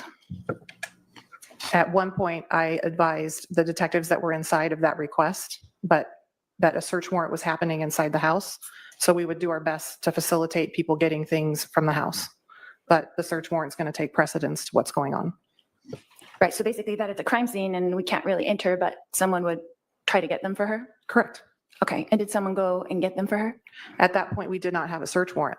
We weren't going to be entering the house or removing any items from the house. We didn't have legal authority to go in and remove items without a search warrant. So nothing was going to be removed from the house at that point. But you were aware that she needed her panic attack medicine? Oh, for I was fuck's a- sake, As Lori. to testifying, asked Yeah. and answered. Yeah, right. Sustained, you can ask her if she was aware that she needed that medication. You were aware that she needed her medication? I was aware you made a request for her medication. So that's different than it existing. We don't know if it exists, it's just Lori asked for it, whatever. And it would have been non-emotional if I was trying to be calm for my daughter? Trying to up, object to Lori. speculation. And Sustained. grossness. Were you being calm? I believe so. Was Officer Krautheim being calm? I think so. Were the firefighters being calm? I didn't see the firefighters or have any interaction with them. Were the other detectives being calm? I believe so. The EMS guys were being calm? Again, I didn't see them and have any interaction with them. But it was a pretty calm environment that day, was it not? I don't know if I'd agree with that, but Well, no one was running around hysterical, right? correct. Okay.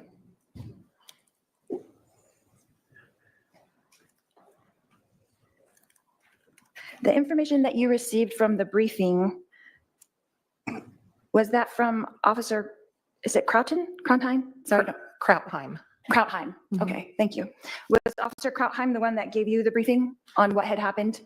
So Officer Krautheim and Officer Wisbicki, who Sergeant Wisbicki now, provided information to the detectives and my sergeant that had arrived.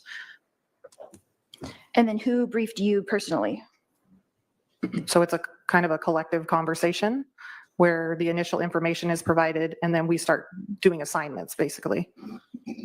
Right, so Officer, sorry, say his name one more time. Krautheim. Krautheim. Mhm. Okay, I'm going to write that in phonetically. Again, object I'm sorry. to testifying.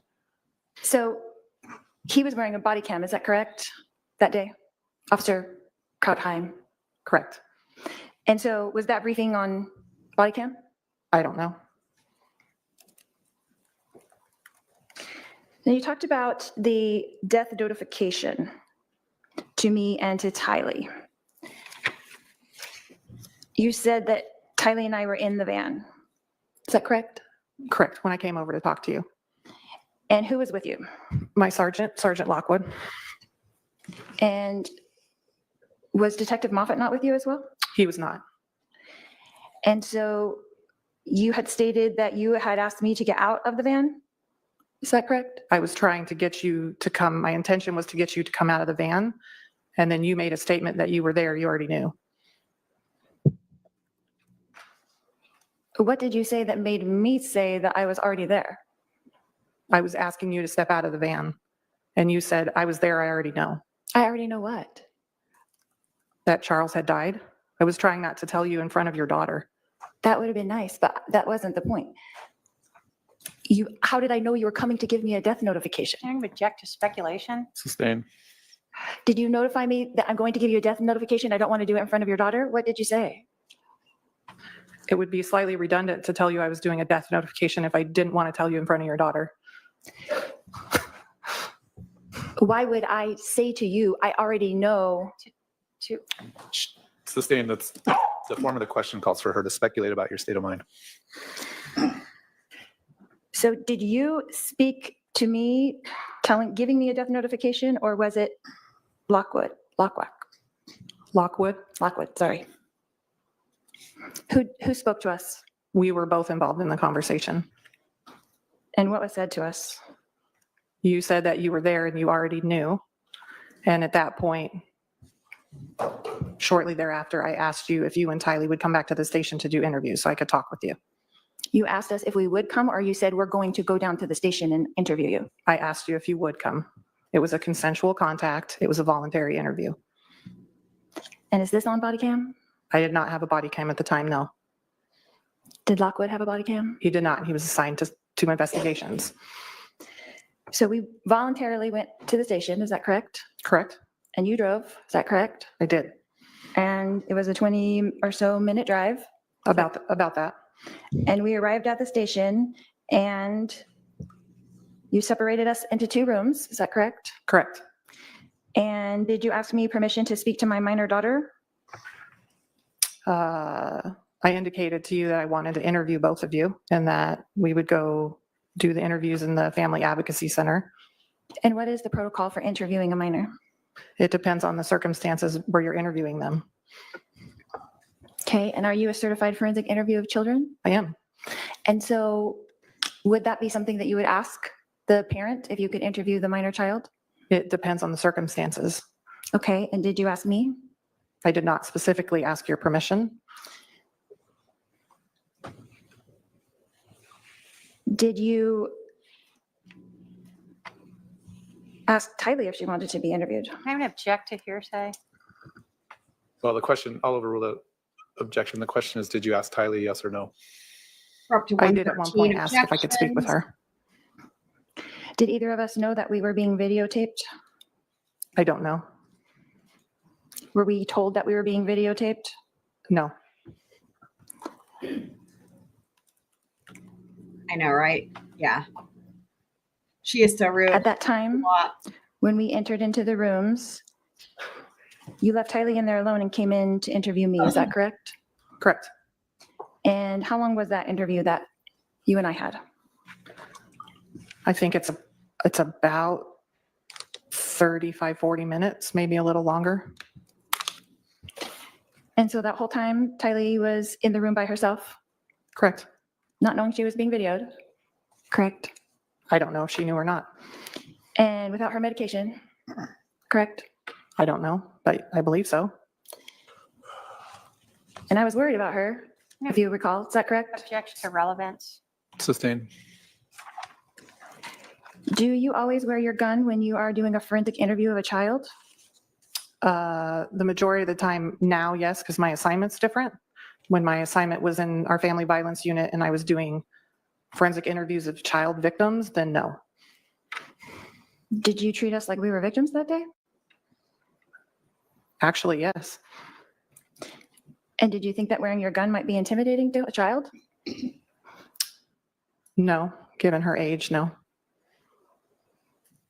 Is that your normal protocol? I object, asked and answered. She can answer. Overruled. For which part? For wearing your gun doing a forensic interview of a child? So I wasn't doing a DFI of Tylee. I was doing an interview with a witness to a scene. If it was a DFI, it would be different. How would it be different? So a dedicated forensic interview of a child is much different. It's structured much different. It's conducted much differently, and they're typically done of victims of very specific allegations. Physical child abuse, sexual child abuse, things along those lines. The interview with Tylee was done basically as a witness interview. I did defer some to almost like a victim status, but her interview wasn't a DFI. It wasn't done as a dedicated forensic interview. She was a witness, a potential witness to a homicide. How long did you interview Tylee for? I believe we talked for about similar amount of time, 30, 40 minutes. At the time, that day on July 11th, did you believe Tylee? I'm going to object. Sustained. Really, it calls for a legal conclusion. With your experience in forensically interviewing children, Relevant. did you think Tylee's demeanor was genuine that day? I'm going to object to speculation. Sustained. Did you have a reason to think that she might be making something up? I'm going to object again to speculation. Sustained. 118. Did you learn during Tylee's interview? I'm going to object right there to hearsay. Sustained. Did you learn during my interview that Tylee came in with a bat? I did. And was that confirmed by Tylee? I'm going to object, Your Honor, pretrial ruling yeah. hearsay. Sustained. Your Honor, can we have a sidebar? No, that's hearsay. It's sustained. Wow.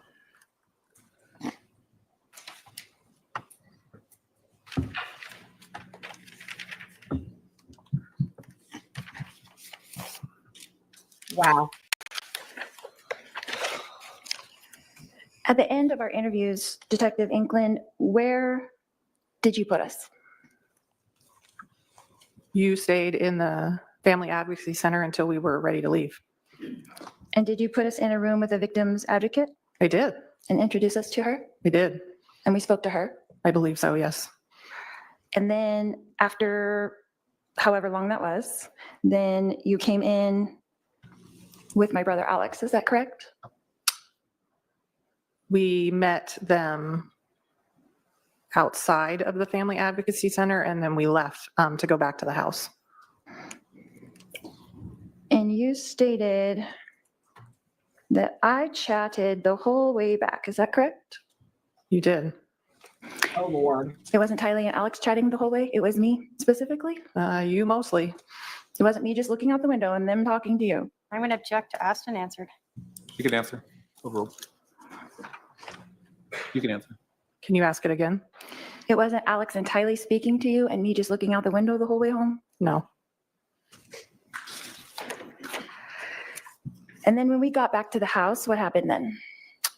You, Tylee, and Alex left in the rental car, the little red like SUV, and I spoke briefly with the detectives who were on the scene. Who told us to leave in the rental car? I don't recall who told you. I just know that Alex could not take his vehicle because the search warrant was still going and the vehicle was on the curtilage of the property. Right. So we were told we couldn't take the truck. Is that correct? I believe so. And we were told we couldn't take Tylee's Jeep. Is that correct? Correct. It was in the garage. And we couldn't take my car because it was in the garage as well. I believe so. And so our only alternative, because we couldn't enter the house, is that correct? Correct. And that we were told that we could come back later, but not at that time. Is that correct? At the conclusion of the search warrant, yes. And so we were told that we could take the rental car because it wasn't behind the police tape. Is that correct? Correct. It wasn't part of the search warrant. That we could leave and that we could come back later after we picked up JJ from school. Is that correct? You could come back, assuming you picked him up from school, yes? Well, that's not what we were instructed to do. Objection, again, testifying. Sustained. So we left, is that correct? And then you entered the house after that? You left, correct, and I entered the house after that, correct. And what did you do inside the house after we left? I had some brief discussion with the detectives who were on scene and at that point left to go work on another case. So in the brief discussions that you had with whoever this was, were you briefing them on the events of what had happened up to that point, or? So Detective Coons and Detective Duncan were present, along with Detective Werther, who was a crime scene technician as well. And they were briefly discussing some of the artifacts that they had found in the search warrant and kind of what they were going to do. And I indicated if I wasn't needed, I was going to go work on other casework. Okay. And then you left shortly after that? I did. About what time do you think that was? I honestly have no idea. Do you know what time we got back to the house? I don't specifically recall, no. You indicated that when we came back to do for Alex to do the walkthrough, that you realized you didn't have Charles' phone, is that correct? They had indicated prior to you coming back that they had not recovered Charles's phone. So when you returned, I asked you and subsequently Tylee about Charles's phone and where it was at. And did she hand over the phone to you right away, right? She did. She picked it up out of the cup holder and handed it to me. And that's where it had been pretty much the whole day since I ran out the door with it. I'm going to object to speculation and Sustained. testifying. And then you asked us for the code, is that correct? I did. And Tylee gave you the code, is that correct? Correct. And that was about what time? It was later in the afternoon, but I don't remember what time. And then what happens to the phone as far as chain of custody? What happened from you taking it from Tylee to where it went next? So our computer crimes detectives work within the main station where I work. Most of our detectives work out of there, and they do the physical exams and the downloads of the phones, computers, electronic devices there at the station. Our property room is separate. It's about a mile away from the police department. So typically when we have cell phones or devices that need exams, we will immediately deliver the device to the computer crime section. Their workspace, their cubicles and workspace upstairs is a dedicated locked area. The only people that can get into where their cubicles and exam space are the detectives that work in that area. So it sounds silly. We go up and bang on the door and get in touch with somebody, and we'll turn devices over to them. And then in our property section and our report management, we do what's called an evidence continuity sheet. So that shows how items travel from place to place, person to person, like a phone to a computer detective, or like evidence from the property room to the lab or something like that. So we will physically hand over items to the computer crimes detectives. Often cell phones have very time sensitive criteria as well. So we don't typically impound them straight into property. They go straight to a computer crimes detective. Okay, so I'm going to backtrack a little bit. Thank you for that. I'm going to backtrack to, from your hands, it goes into a evidence bag? No, it's usually in a bag. It's not sealed because we hand it over because they're going to do an exam. So who did you hand it over to them at the station, or did you give it to someone else at the house? No, it got handed over at the station in their workspace. They typically don't come out to scenes unless we request them. So the majority of the time we're turning evidence over to them at the station or their work area. Okay, so just so I understand, it went from you to them. Correct. So you had it in your hands and delivered it to them at the station that day? I believe so, yes. And so according to the grand jury, it was at 3:11 PM. Your Honor. Oh, sorry. The objection sustained. My understanding was that it was about Hold on, 3. hold on. Objection. Let's break for the evening recess. Let's have the jurors report and be ready for 10:15 tomorrow morning, 10:15. Please remember the admonition. All rise for the jury.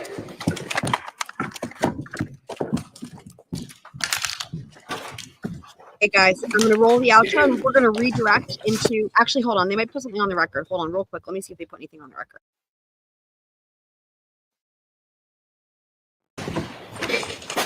All right, you can't phrase questions as your understanding or what you believe or what you remember. All those are forms of testifying, so you have to be careful how you ask your question. Also, I sustain an objection because of the reference to the grand jury and what was said in the grand jury proceedings. You can use that time and ask the witness, is 3:30 sound right, for example? But let's move on. The reason that I allowed in the various different clips of the defendant's statement over the defendant's, I should say, interview at the police station over the defendant's objection, Rule 106 isn't really applicable in that situation. Rule 106 is intended to complete a statement when only a portion of the statement is offered and it distorts or changes the meaning of the actual statement. And it's really meant for very short statements, not entire interviews or versions of what happened. Additionally, the state has the discretion to only admit certain parts of your statement that are admissions. They're not going to admit statements, nor should they admit statements that are self-serving hearsay. So there's a reason why your interview has been cut up into different pieces. That's just for the record. Let's have everyone ready at 10 a.m. tomorrow. We'll discuss those other motions, give the defendant a chance to meet with their team about those other motions that we talked about this morning. So we'll do that at 10. We'll have the jury here and ready to go at 10:15 to resume with this witness. Anything else from the state? Here you go. There we From the go. defense? Yes, we have Wait, one item, Your just Honor. kidding. Lori's On last Thursday, we were word. handed this by the state in the morning. It's a new extraction of the devices of Charles Vallow, and it's the gray key that we had requested, but none of them open. So we have a flash drive, and we got it to our expert, and now it's. Go there. You what? I have to go see him. He doesn't- So they're not opening. So I don't know if we need to get a new extraction or if it was tested Well, I before don't- it was handed over. I don't know if it's a matter of what program's being used to open it. Do we know? I think we need more information. Yeah. We can't utilize it if it's blank. Well, So is it Mr. Dworkin says he can't open it at all? it's my investigator that can't open it, and then he'll hand it over to Mr. Why Dworkin don't you as just well. tell me, sir? What's your name for the record? Jeff White. All right, what's the problem? I tried to open it. I had Lonnie on this morning. He's out of town, but he is on his way he's on his way back. He won't be here till probably 6 to 7 o'clock tonight. And I need to go up and see if he's able to extract any information from it. Are you just trying to click on it and opening it, or are you opening it with a particular program? I sat with him and we were going over things for about 4 hours this morning. Okay. I guess, where's the extraction coming from? Who's handing that over to you? That is the Chandler Police Department handed over the raw data from Gray Key. So it's just raw random data. So I don't know it. So it's not, is it, It's not parsed into any sort of way to read. The reader, that's what I was working with There Lonnie. is no reader with it. It would have to be then input into a Cellbrite to parse the data. It is the Gray Key raw data. And was trying to do that this morning, and that's what I I spent believe 4 hours Lori is doing still this trying morning. to do this. I think unless you have a Cellbrite account, you're not I have- going to be able to open that. I have two different kinds of, I have the old version and the new version of Cellbrite, and I couldn't get them to open. The Cellbrite that they gave us is an old version, the 7.2, I think it is, and I think They gave us, we I'm didn't sorry. give you Cellbrite. it's on the. That's a UFED reader. That's not Cellbrite. The Cellbrite is on the Discovery, is on the, With that. I'm sorry? With the discovery we just handed over? With the discovery that was handed over before, it's downloaded onto my computer. No, I think that's right. All right. With the FTRs. I'm not sure that I that's get two correct. different I think that it would need to go to Mr. Dworkin to review. Is there someone at the police department that Mr. Dworkin can maybe get on a call with to try to figure out what the disconnect is here? Oh, he should be, hopefully, in the next hour and 40 minutes, he'll be back home. I guess if he has a problem, I mean, obviously I have multiple problems with the fact that we're still talking about an expert that has been presumptively precluded. Right. While the state is nearing ending its case in chief. Literally. That I being guess said, in theory, it could be for the next trial, but I don't know that that's going to happen either. So I guess I would need to know first if that's actually a problem for Mr. Dworkin or not. And then if so, we would have to try to, perhaps he could explain why it's a problem. I guess, is there someone Mr. Dworkin can, a contact point to try to figure out why, if it's a problem on this end versus that end? I don't know, have anyone off the top of my head. My case agent is out ill today, so I couldn't tell you who that would be. Your Honor, she had an expert come to testify this about the gray key. I don't know if he's a person that was on the stand on Thursday that we could ask about this. I don't know if he made the extractions and gave them to the prosecution. I don't know if that's technically an extraction as opposed to the raw data. That is just the raw data. I'm still trying to figure out, is it a problem with what's been disclosed or is it a problem with who's trying to open it, the correct programs? I guess get with Mr. Dworkin later tonight and see if it can be resolved. If not, I'm going to have to figure out who he needs to contact or try to problem solve tomorrow sometime. We'll let you know in the morning, Your Honor. But again, this is unlikely to be an issue for this trial, but it could be something for the next trial. All right, we'll be at recess. I wish I had a better resolution, but I don't right now. So now you're going to redirect into today's live stream. All right, so thanks guys. I'm going to roll the outro, so we're going to jump right on in, and it should redirect you guys. All right, let's go.